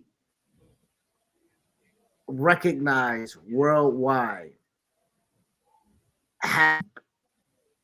came at a detriment, because him wrestling Okada has done nothing but set him back in AEW. With this finally out of his system, Okada, New Japan, Wrestle Kingdom, this is my last hurrah. What the fuck is the vision for Brian Danielson in AEW? The Brian Danielson storyline in AEW in 2024 is to win the AEW championship before he has to retire. Even if it has to go to the last day before he's like, hey, listen, I haven't won a world championship in fucking 5 years, 6 years, whatever it may be at that point. And he's like, listen, I've had championship matches here in AEW. I failed every single time. I'm getting older. I'm getting beat up, but I want that one chance to prove myself as a world champion. And if him and Samoa Joe, can do that have magic one more time, cool. If by that time Samoa Joe has dropped it and it's him and Swerve. No, stay there. No. Stay there, bro. Stay, bro. I gotta just fucking stay there. See, I do this in my sleep, Tony. I'm just telling you, if you need some help, Tony, I can help you out. No, I want to stay there because Samoa Joe did say anybody can get it. The swan song because Swerve also said his dream match is Danielson again because he lost. Yeah. If Swerve somehow can win the championship off of Danielson, who won the championship off of Samoa Joe, that is great fucking lineage. And that, to me, sets it up for Bryan Danielson, Will Ospreay, where Will Ospreay finally becomes AEW champion and sends off Bryan Danielson to the sunset. You know, that's what I look at as a great 2024 in AEW. Because when I talk about Will Ospreay and you bring him up in New Japan and he's doing his thing, he's one of the, if not the best wrestler in the world. I'm thinking that although WWE got CM Punk and Jade Cargill, yo, AEW secured Will fucking Ospreay, one of the most talented wrestlers in the world. Let's not forget, after he's done with New Japan, he will be officially a full-time AEW wrestler for the rest of this year. So their roster is stacked. If they can line the dominoes up, I believe this can be a really impactful year for AEW. But yes, it does start with giving Bryan Danielson a little bit more credibility, putting him back in the main event scene, and making sure that that AEW championship is stacked. Is that scene is the main focal point of your television show. You know. Now I do want to again just know if I misheard or you misspoke. I mentioned Swerve winning the title off of Danielson. You want Ospreay winning the title off of Danielson? Listen, you said Swerve. I thought you meant Swerve off of Samoa Joe and Swerve gives it to Danielson. Vice versa. No. Even I want Danielson and Joe, like you said. I was following you, and then Danielson being the champion. I'm down with that. Either way, Swerve and Will Ospreay by the end of the year will be fired as well. You know, I'm down with that as well because I do believe that Will Ospreay can fulfill the role of your major star, homegrown talent. Well, not homegrown, but you know what I mean. Like you're that guy who has not wrestled in WWE that is rocking with you guys and holding the flag bearer for AEW. By the end of this year, I think Will Ospreay should be AEW champion. All right, so we just talked about this world championship for 2024. That's it, right? If Joe loses to Danielson and Danielson takes it and loses to Swerve, Swerve holds it. Retires Danielson. If Swerve retires Bryan Danielson, he's top heel at that point. He is top heel. And on top of that, you keep Will Ospreay relevant to that point as a babyface. He can do the John Moxley feud. He can do the feud with whoever, you know, Kenny Omega if he comes back. He can do a feud with Switchblade. Until then, by the end of the year, you get a Swerve who is at the top of his game versus Will Ospreay at the top of his game. Keep them separated, and then you have a big match at, you know, Full Gear or something. It could be amazing. Nah, I think you talking so. Nah, I don't. Okay, so who's Ospreay at Wembley? Like if we talking even at Wembley, yo, Swerve and Ospreay at Wembley. If you wanted to, because when did? Because he said he wants to do it by his daughter's birthday. Like Bryan Danielson said, he wants to retire by his daughter's birthday, her 11th birthday or something. If that promo happened before Wembley, then yeah, you're gonna have to have Swerve beat Bryan Danielson before Wembley, and then subsequently drop it to Will Ospreay at Wembley. But what if Swerve beats Will Ospreay at Wembley? It's even worse, you know. And then it's even better. I mean, not worse, but you know, you have this top heel who can't be beat, and Will Ospreay has to prove himself. And eventually, by the end of the year, Full Gear, they do like a part 2 or part 3 or whatever. And you have them do a 3-parter. Swerve and Will Ospreay. By the third time, Will Ospreay gets that title off of him by the end of the year. You know, something like that. You know, that's what I would go off the top of my head, you know. But as for Danielson, it's just about having great matches this year and telling the story of this is my final year. I need to become a champion one last time before I leave this sport. So that's why I'm asking you when I'm saying that. If it's just about, and that's again, AEW at the heart of it for me, just having great matches. For me, if they're able to have great matches, I don't know if I need a story, because I think they have so much storytellers within the square circle that I can find a story. Right. This goes back to my expectations. Yeah, and that's you. That's you. And I hear you've always been that way with AEW. Yes. With me, I need something more. I need a little bit. I think that the story makes for a better match in my mind.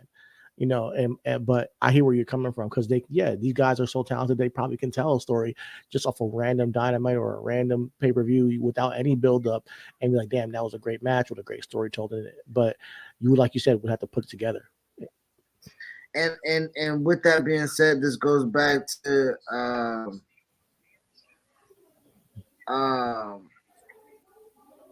for me,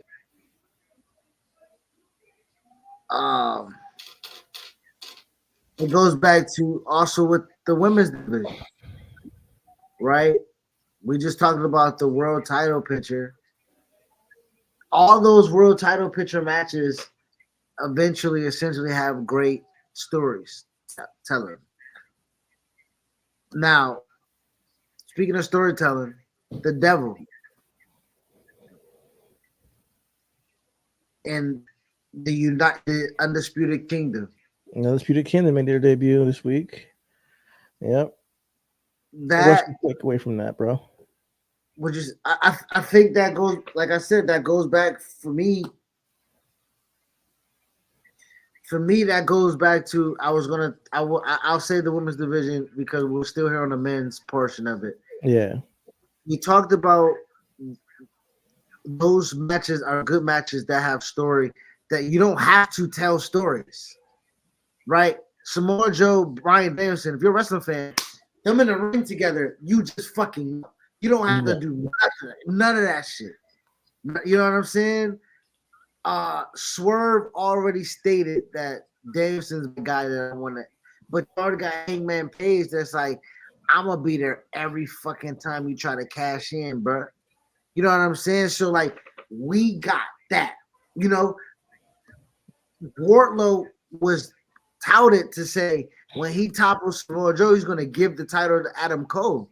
Nigga, that's a baby face if I ain't never seen it, right? Wardlow in the waiting, babyface Wardlow waiting. So there is so many great matches. I don't want it to be muddled with a bad story, if that makes sense. You can't unfortunately, like you can't you're gonna have to, with AEW's track record, you can't expect that. Like, sorry. I'm sorry, but like I want to see them get better at telling stories, and I've seen them do it, you know. But if it doesn't happen, I'm not gonna like flip out, but I'm not trying to go 2024 where you literally have gold in your hands and you turn it into shit. Like right now, I keep bringing up the Will Ospreay thing, is like, that's gold right now. You can't afford to use him the way you use Jay White. You cannot afford it, bro. He is your golden goose right now. You know, and then we still don't know if MJF is going to resign or not. I expect he will. He's going to be around to, you know, be a piece. You got Adam Cole in that storyline already set. That's a real storyline that can really, you know, be for no title, that just can be there underneath all of this. I'm sorry, but it's a television show. You got, I mean, in my opinion, but for you, I see what you come there for. You can just get a match and be like, boom.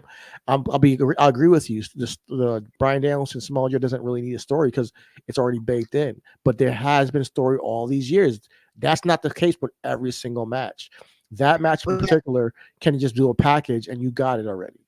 But I also do want to pause you on that. The stories that connect you with AEW are already stories that are legitimately already baked in, right?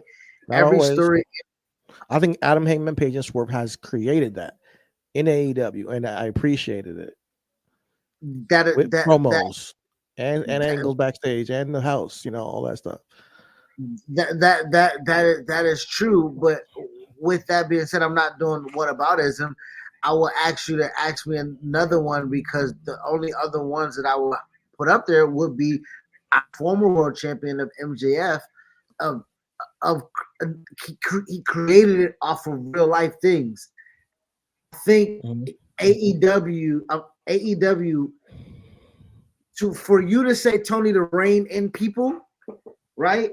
He can't always give niggas the free mic and be like, talk about your feelings. Because that are the stories that attach us. MJF come out there and talk about his feelings with CM Punk. He come out there and talk about his feelings about Samoa Joe. Come out and talk about his feelings with Chris Jericho. He talking about his feelings with Cody Rhodes.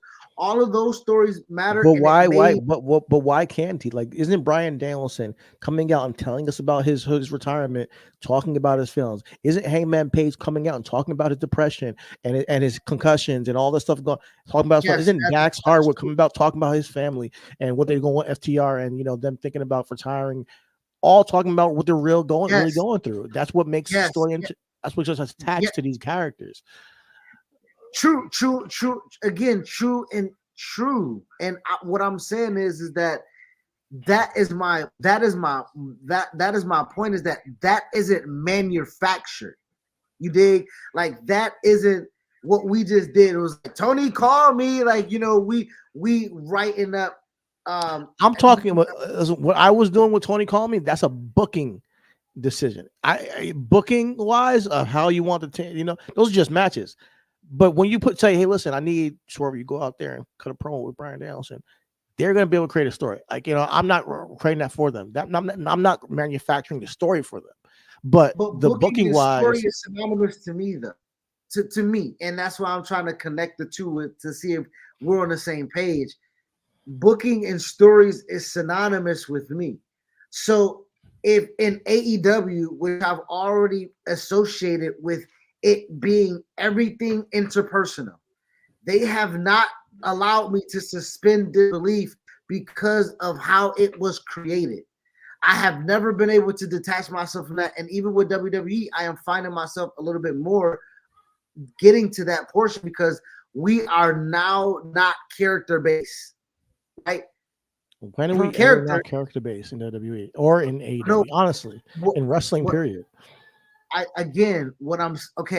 Depression is not a character to me when I'm attaching myself to Adam Page.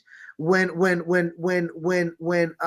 Danielson is saying that I'm retiring and I want to have the best year possible, a championship may not be in the story for him. That may not be a part of his stuff, might not be part of the fabric, but him going out to have a booking of good matches might be, so it might not hit for you. But for me or for him, that's what it is, because I'll go to have him, Zack Sabre Jr. 2 in a submission match, or him wrestling Okada again just because he want to just feel the rush of getting his fucking chest chopped off, or him wrestling Claudio for no reason. Where's Pac, by the way? I want to see him in Pac again. Shit, nigga.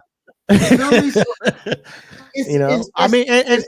the thing about that. To me, as much as you want to say, like, oh, that's not story, it's not character. To me, that is. And that is Bryan Danielson's character in wrestling, the guy who wants to fucking wrestle. So it is accepting to me.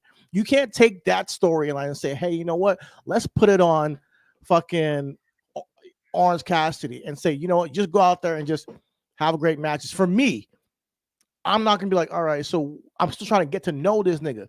I'm still trying to get to know what is his purpose. Even if he says it's just wrestling and he wants to grow into the new version of Bryan Danielson, then I can see that. But to me, it's still a character. When Swerve comes out there with a Swerve when I drive and the dance and everything, and he says, listen, I want to be the first black AEW champion. That is a manifesto. That's all you need from that point forward. You know what this guy's about. That's a character. At the end of the day, it's all character. And although the character may align with truth and what's going on in their real life, that sometimes is the best characterization because it's not too far from who you really are. It's just you turned up to 100, or 1,000, whatever.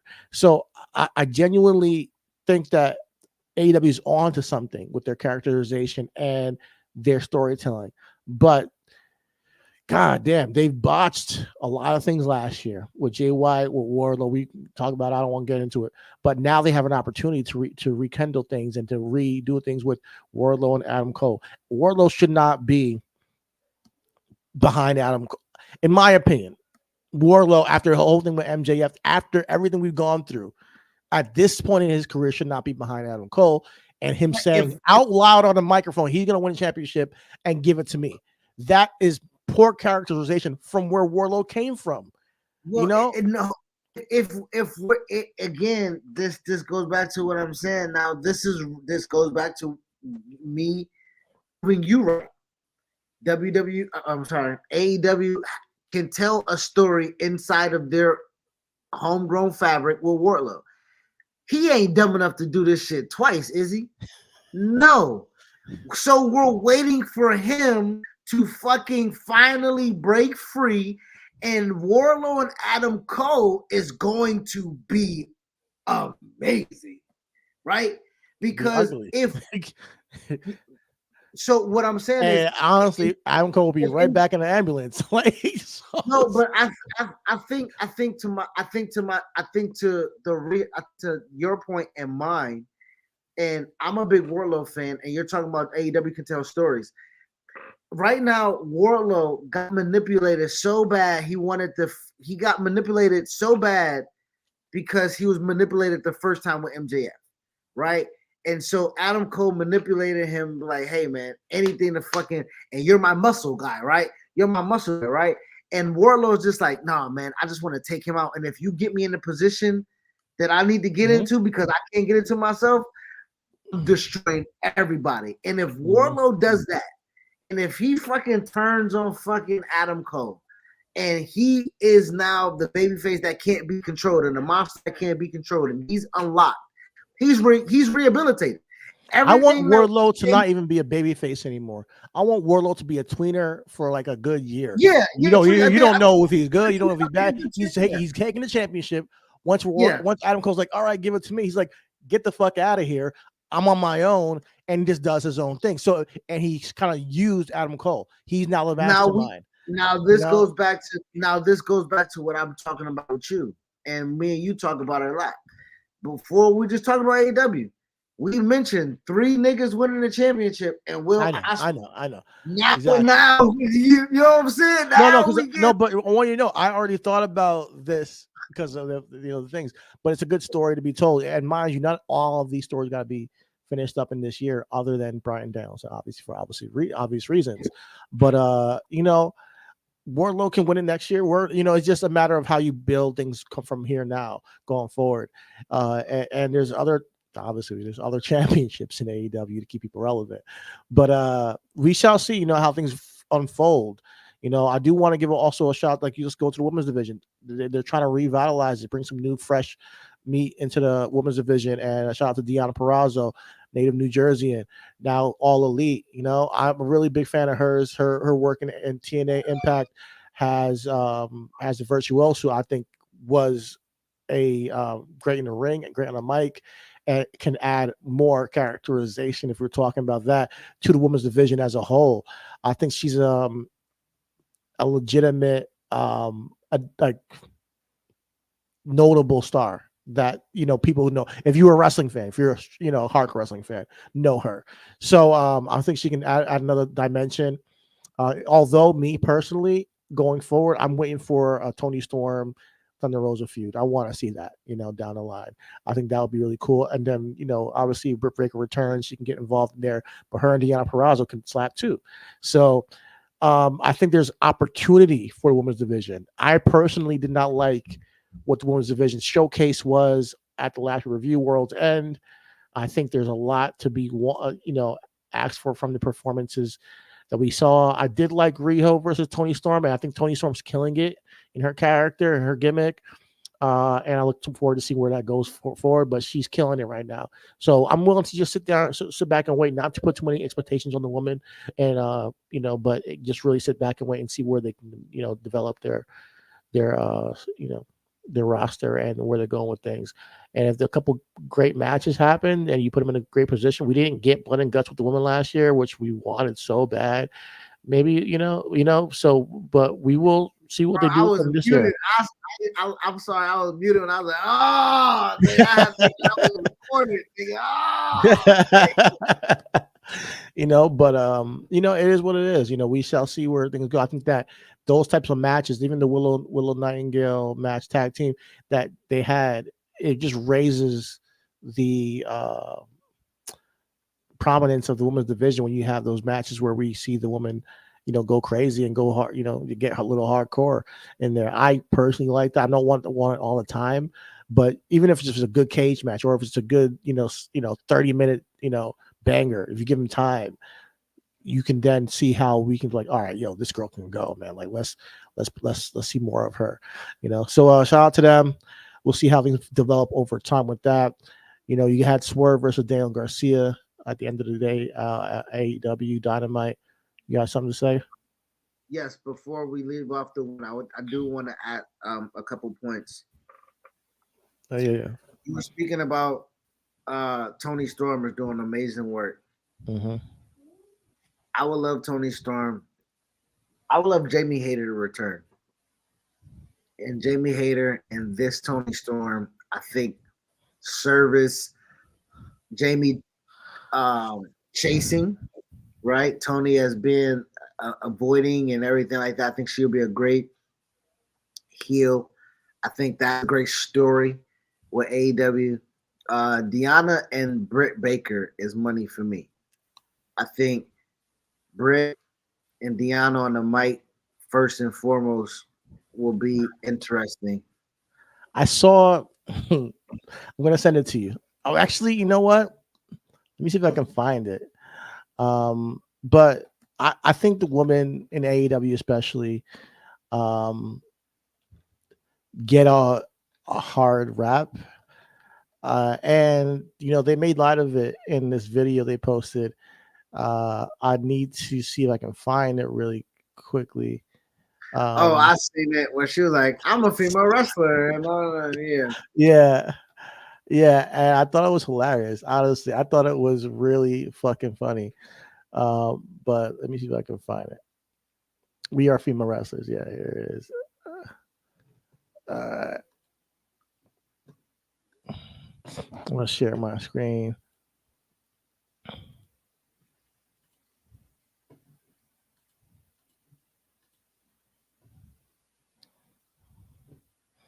Let me know if you can hear it.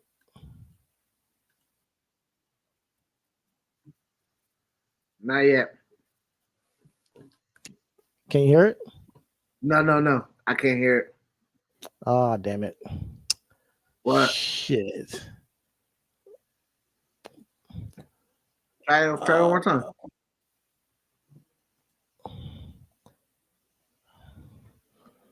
All right.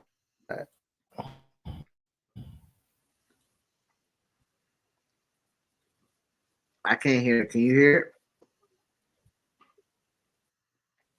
I can hear it, but I'm not if you can't hear it, then I'm not gonna play it completely all the way through. But it's really fucking funny. It's really fucking funny. But Chris Statler went off. She was like, "I tore my fucking knees for this."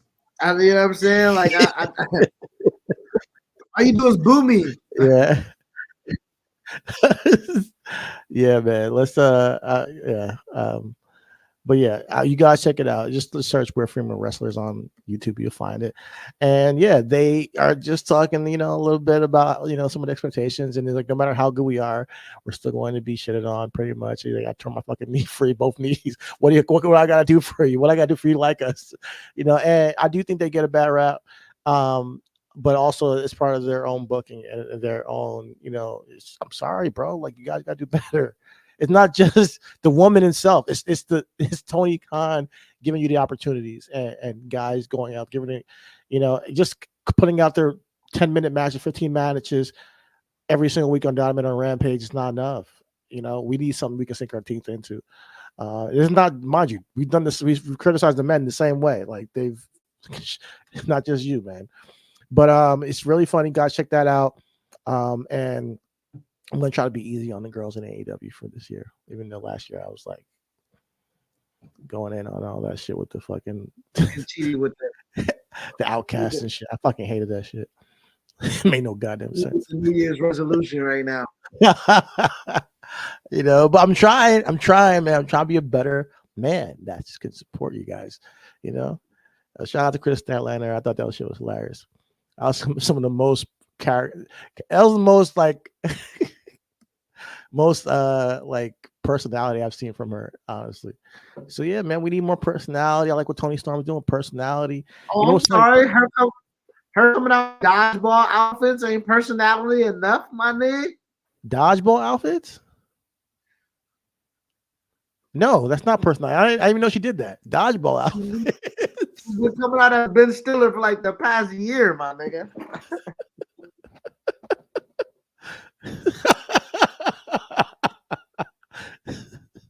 She speaks sign language every time she's on camera. My God, what else does she need to do for character building, my nigga? Jesus, hey man, I shout out to Chris, man. She's doing, but hey, man, we gotta figure this whole thing out, man. Anything else we want to touch on before we get the fuck out of here, man? You did before I cut you off. Did talk about Swerve and Daniel Garcia. They main evented. They had a really good match. Daniel Garcia is without a doubt one of the best wrestlers in the world.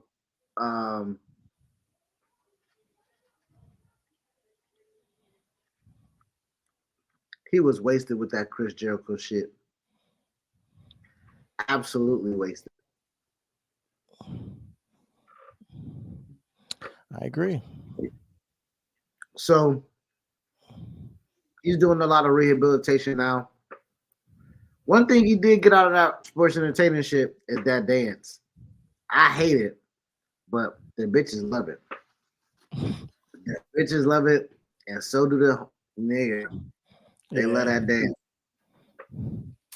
So, but they had a really good match. Swerve won, of course, but Hangman showed up, pulled up on that nigga, and said, "This beef," in the Cardi voice, forever. You know what I'm saying? Yo, do niggas feel like Cardi was loving hip hop, and that's how we know this nigga? Cardi was on that bitch acting a fool, brother. Where? Cardi B. On Love and Hip Hop? That's how I know. That's how I know her from. Yeah, that's how from Love and Hip Hop. And when she said, "When a nigga beefing with me, this nigga got beef forever." Yeah, I remember that. No, so Hangman pulled up and told Swerve, "Nigga, this beef is forever, bro." So I see where that goes. You know, if Swerve is derailed the whole 2024 because Adam Hangman Page just shows up like the Money in the Bank contract and interrupts this nigga every time, I think that'd be fire. That'd be a fire story. I agree.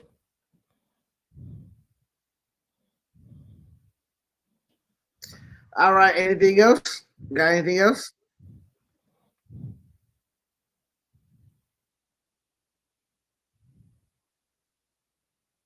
No.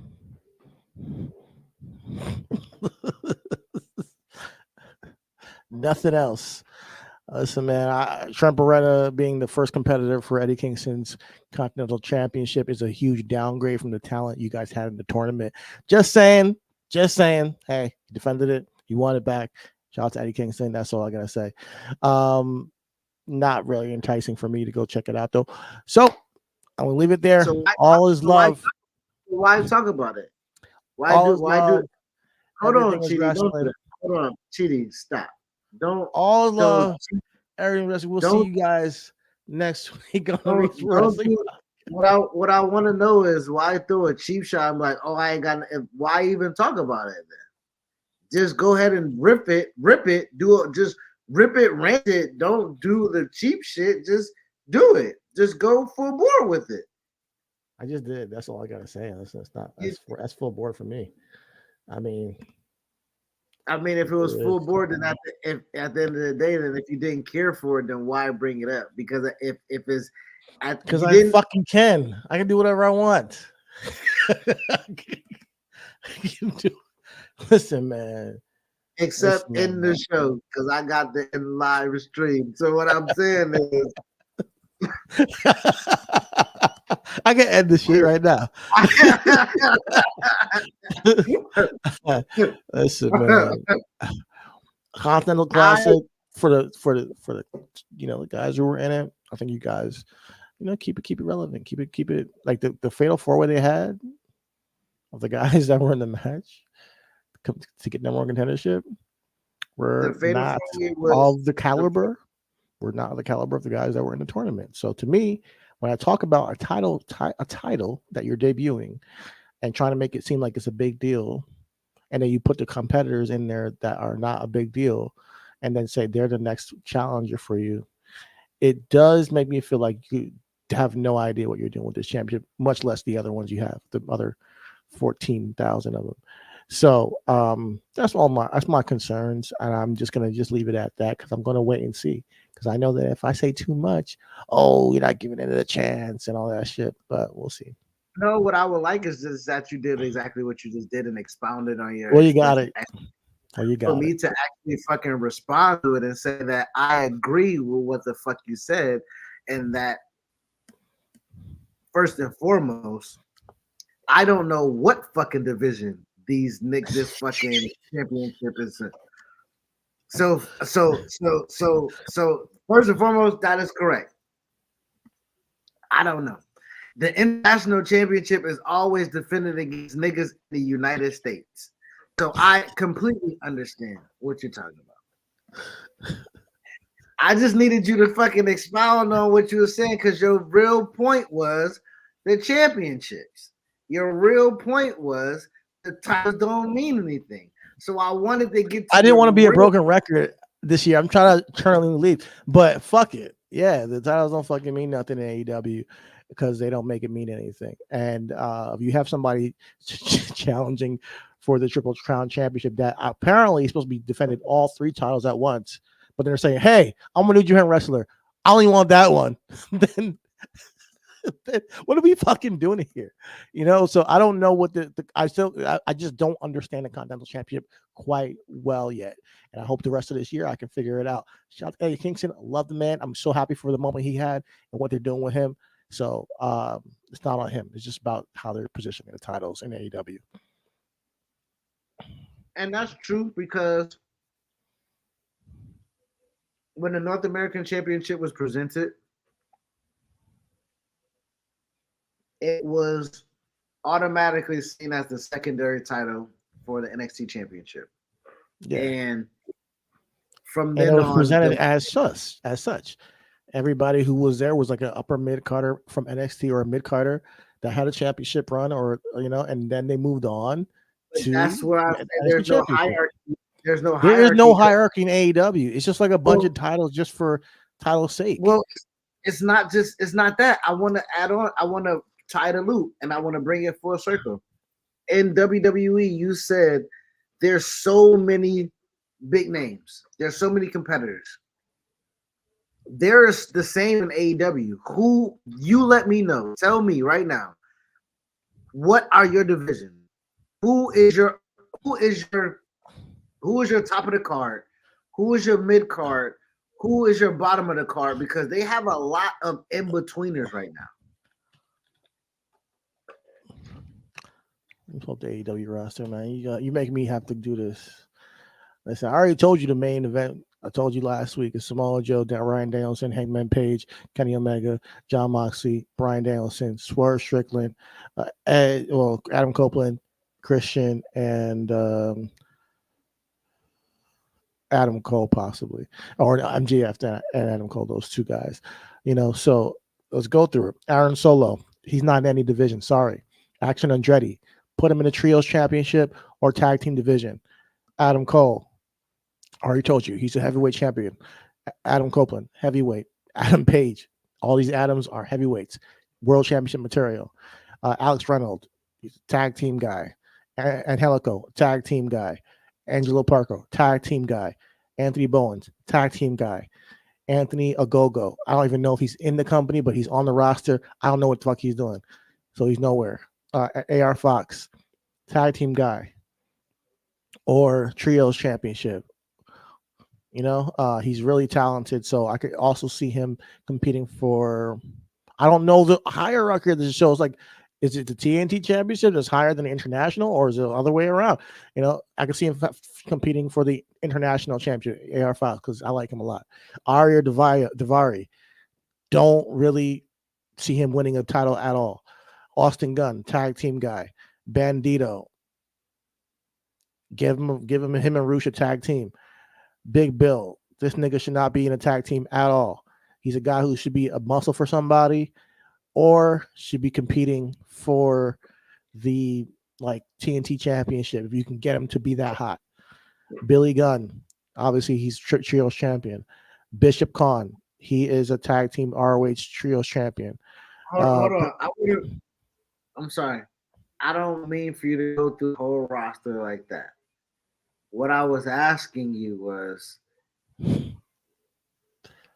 as you stated, who was the heavyweight championship material you named off that, and those other titles, there's only really right now the TNT championship, the international championship. Right now, that were the only other two titles. The international championship and the TNT championship, we know that's just a branding title, right? Who has that title?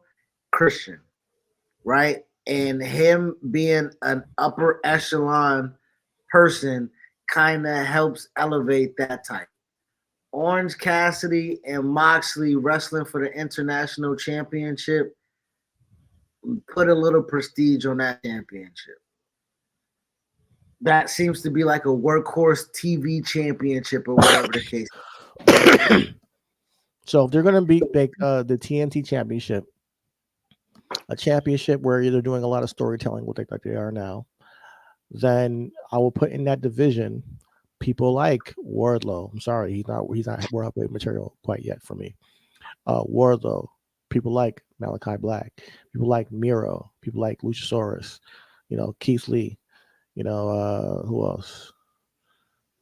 It's not that hard to look at the roster and see the people who just stand out.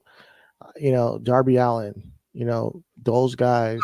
I hear you on that, but everybody that's not upper echelon talent should not be wrestling for these lesser championships. So I don't think so. I think you should every now and then, obviously, because I named like 10 niggas. So every now and then, if you need to bring some prestige to the championship, we can knock down a Bryan Daniels, or you can knock down a Adam Copeland, or whatever it may be. But they don't fucking need it. Don't put the title on them. Like if you literally want to do something, Christian Cage. If you really being real, Christian Cage needs to drop the TNT championship to somebody that's a big baby face. That's a real threat to be a big star one day.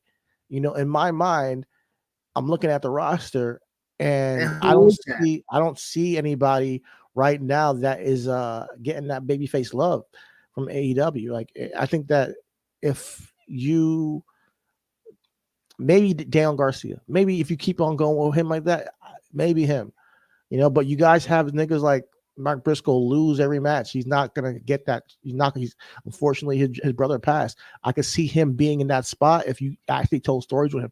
He's not gonna get that love right now because he's losing every single match. Shit. I would love for Pac to come back and take that title off of him. I don't know if he's injured or what. Powerhouse Hobbs. He's a heel. Like, he's not. So I'm glad you're doing this, because that's where probably Sammy Guevara. Sammy Guevara is the guy who take off a Christian. Sammy Guevara after everybody here.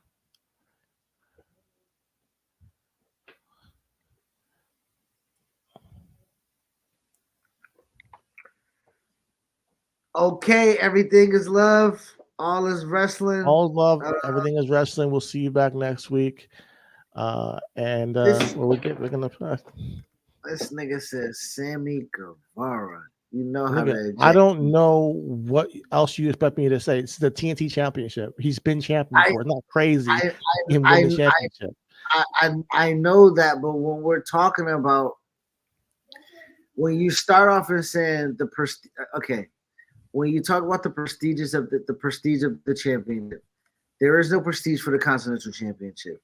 You're stating there's no prestige in the ROH Championship, or there's no prestige in the New Japan Strong Championship. If there were prestigious, they would be treated as such and wouldn't be conglomerated to a Triple Crown Championship. I am receiving that. What I am saying is that with that championship, Eddie Kingston, who isn't at the top of the 10 names that you said is a main event star, is a champion. Who does he compete with? Who are his competitors? It can't always be Moxley. For me, to actually answer that question, like honestly answer that question, I need to know what the fuck they made this title for, you know, because they just had Trent Beretta compete for the championship. So I don't really understand where they're going with this title. I still don't even know if he's defending all three at the same time or if he can defend one at a time.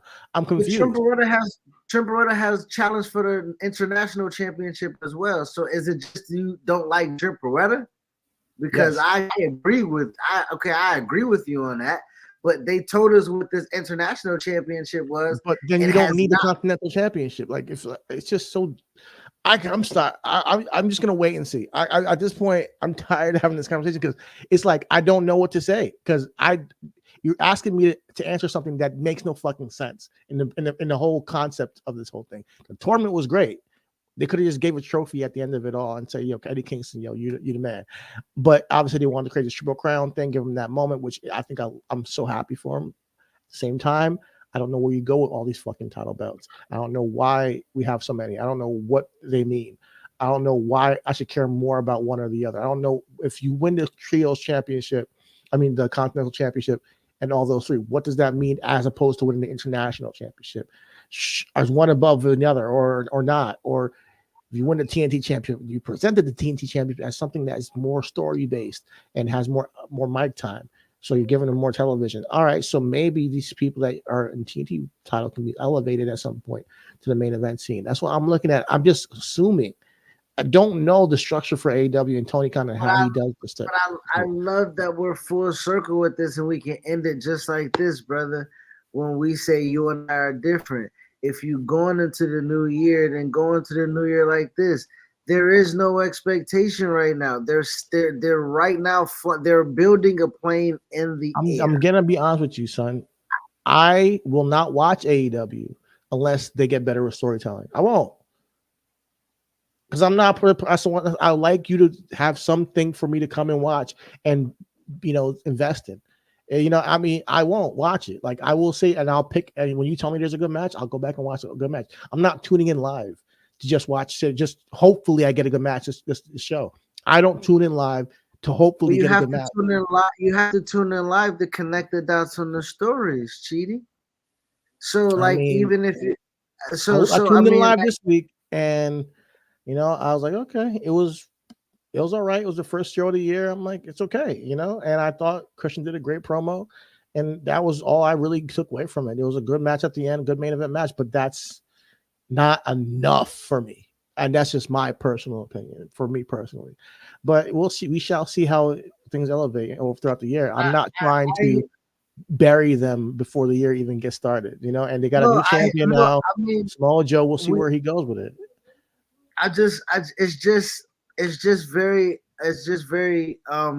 we did the same thing with Seth and his title, right? And we did the same thing with Rhea. Seth and Rhea's title are new titles. They're created new titles with no lineage, with no nothing. And the champion and the challengers and the stories make the title. Eddie Kingston just created and finished his story with the title. So we have to give him that Seth Rollins, right? He did the tournament. Seth did the tournament. I said before on this pod. I said this all pod that I'm going to give it time. But, the first thing they did was give Trent Beretta as a competitor, which is literally a complete scrub to me. Competing for where you had all these other guys. You could give Miro and Eddie Kingston a storyline would be dope to me. I would love. I'll watch that. Okay. And so I guess the big, and like I said, the big takeaway is Trent Beretta can't go for no championships. Cause like I said, he challenged Orange Cassidy. And I'll tell you what, that's a match I did not watch either, brother. So like I'm with you on the Trent Beretta track. Trent Beretta is just listen, he may be talented, but he's like, to me, I need more from my wrestlers. He's basic. If he turned on Orange Cassidy after he was sunning him, after you created this group and he just started lapping you, when everybody thought Orange Cassidy was a joke, and now you're the joke, nigga. If you turned a heel and actually became upset about this position you've been in for the past 4 years, then maybe, yeah, I could be like, okay, there's something to this Trent Beretta guy. There's nothing to him. The character development that I say that's not there, that you say that's not there, it only built if Tony Khan sees something in Trent Beretta and say, take the mic, go with it. Trent Beretta is like, shit, nigga, I'll take my hugs, my mom on TV, nigga, these checks cash, nigga, I get 2 championship matches, I lose. What the fuck y'all mad at me for? Chris Statlander, you like, what you mad at me for? I went through a car windshield for your entertainment, nigga, and it had a story in it. Why you mad at me, nigga? Nigga put a screwdriver in my head, nigga. Why you mad at my tires? Why you mad at me, bro? Why you mad at me? Don't get mad when they put you in position to just have good matches and people don't care who you are. I'm sorry, like it's just wrestling. When people put you in position, oh, you go out there and have a great match, and no one cares who you are. You just had a great match, and we forget about it within a week because there's other great matches happening every fucking week on AEW. So at the end of the day, it is what it is. You're just gonna blend in. The reason why Christian Cage stands out like a sore thumb is because he talks his fucking shit on the mic, and he's, you know, like that makes him stand out. The reason why MJF stands out is the same reason. The reason why Samoa Joe stands out is he gives more than just a good match every single week. At this point with this roster, you need more to stand out. You can't just blend in and by, hey, I got a 5-star match this week, guys. And next week there's gonna be another 5-star match apparently, and no one's gonna remember your shit. You're just gonna say, hey, remember they had a good match, a good wrestler. How many good wrestlers on this roster? There's like about 60 great wrestlers. Oh, he's a great wrestler. Daniel Garcia, great wrestler. Who the fuck is Daniel Garcia at this point? If you just gonna be a great wrestler all this time, you know, you had a moment to create from the Proportion Entertainer stuff, and you're saying, oh, you're a wrestler. You came out and said, no, I'm a pro wrestler. Where are we going with that now? You know, like I think that we can do something with this guy now that the people care about his struggle between being a sports entertainer and a professional wrestler, because we know he's a great wrestler. So with that, we got to see more characterization and pivot him for people to care about him winning a championship. And if he beats Orange Cassidy for the international championship and says this is the title of professional wrestlers, it's gonna matter. So you give me some more than that. Not this, no knock on Dan Garcia. I love the guy, but that's what I mean by give me more. And that is how you end the fucking show. That's how you shoot. That's how you shoot. But now on, that's how you shoot. Shout out to Bad Boys too, Martin Lawrence. Yeah, man. I'm not trying to bury these niggas all the time, man, because I'm trying to be positive. And I was gonna give it another week or 2 or 3, you know, before I'm like, all right, this is not what I expected. But you know, I do think you do. I think with the difference in this championship with Eddie Kingston is that you don't know because it has 3 promotions. And to tie into a loop of what we're talking about with this interpromotional relationship, we don't know what the rules and regulations are. We don't know what the presentation. We don't know who. Right? AJPW just got again a D-lister, a D-tier superstar from XT, and that nigga went over there and put on a banger over there. Like, oh, they said one of the best in the world over here, nigga.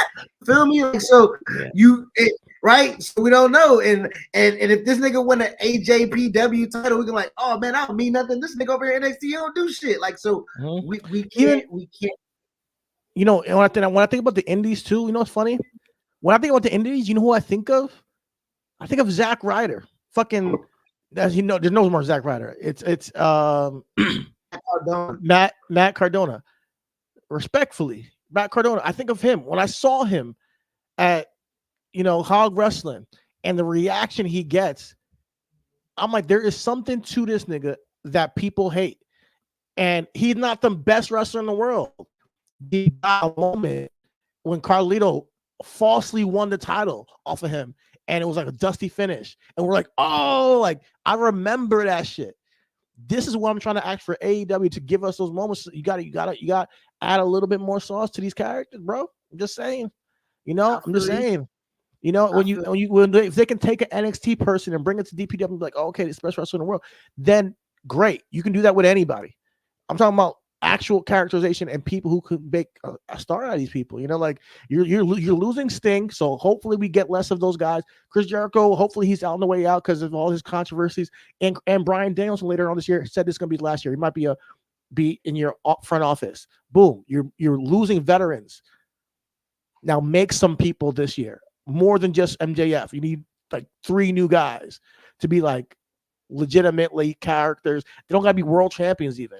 You might even lose Ricky Starks. He's over there wrestling with Natty and them. So, like, you got to work on something. I'm just looking down the pipeline and, like, it looks like we're going to be stuck with Trent Berettas and Helicos, which it's cool, but who the fuck are these guys? I'm sorry. Shout out to Private Party.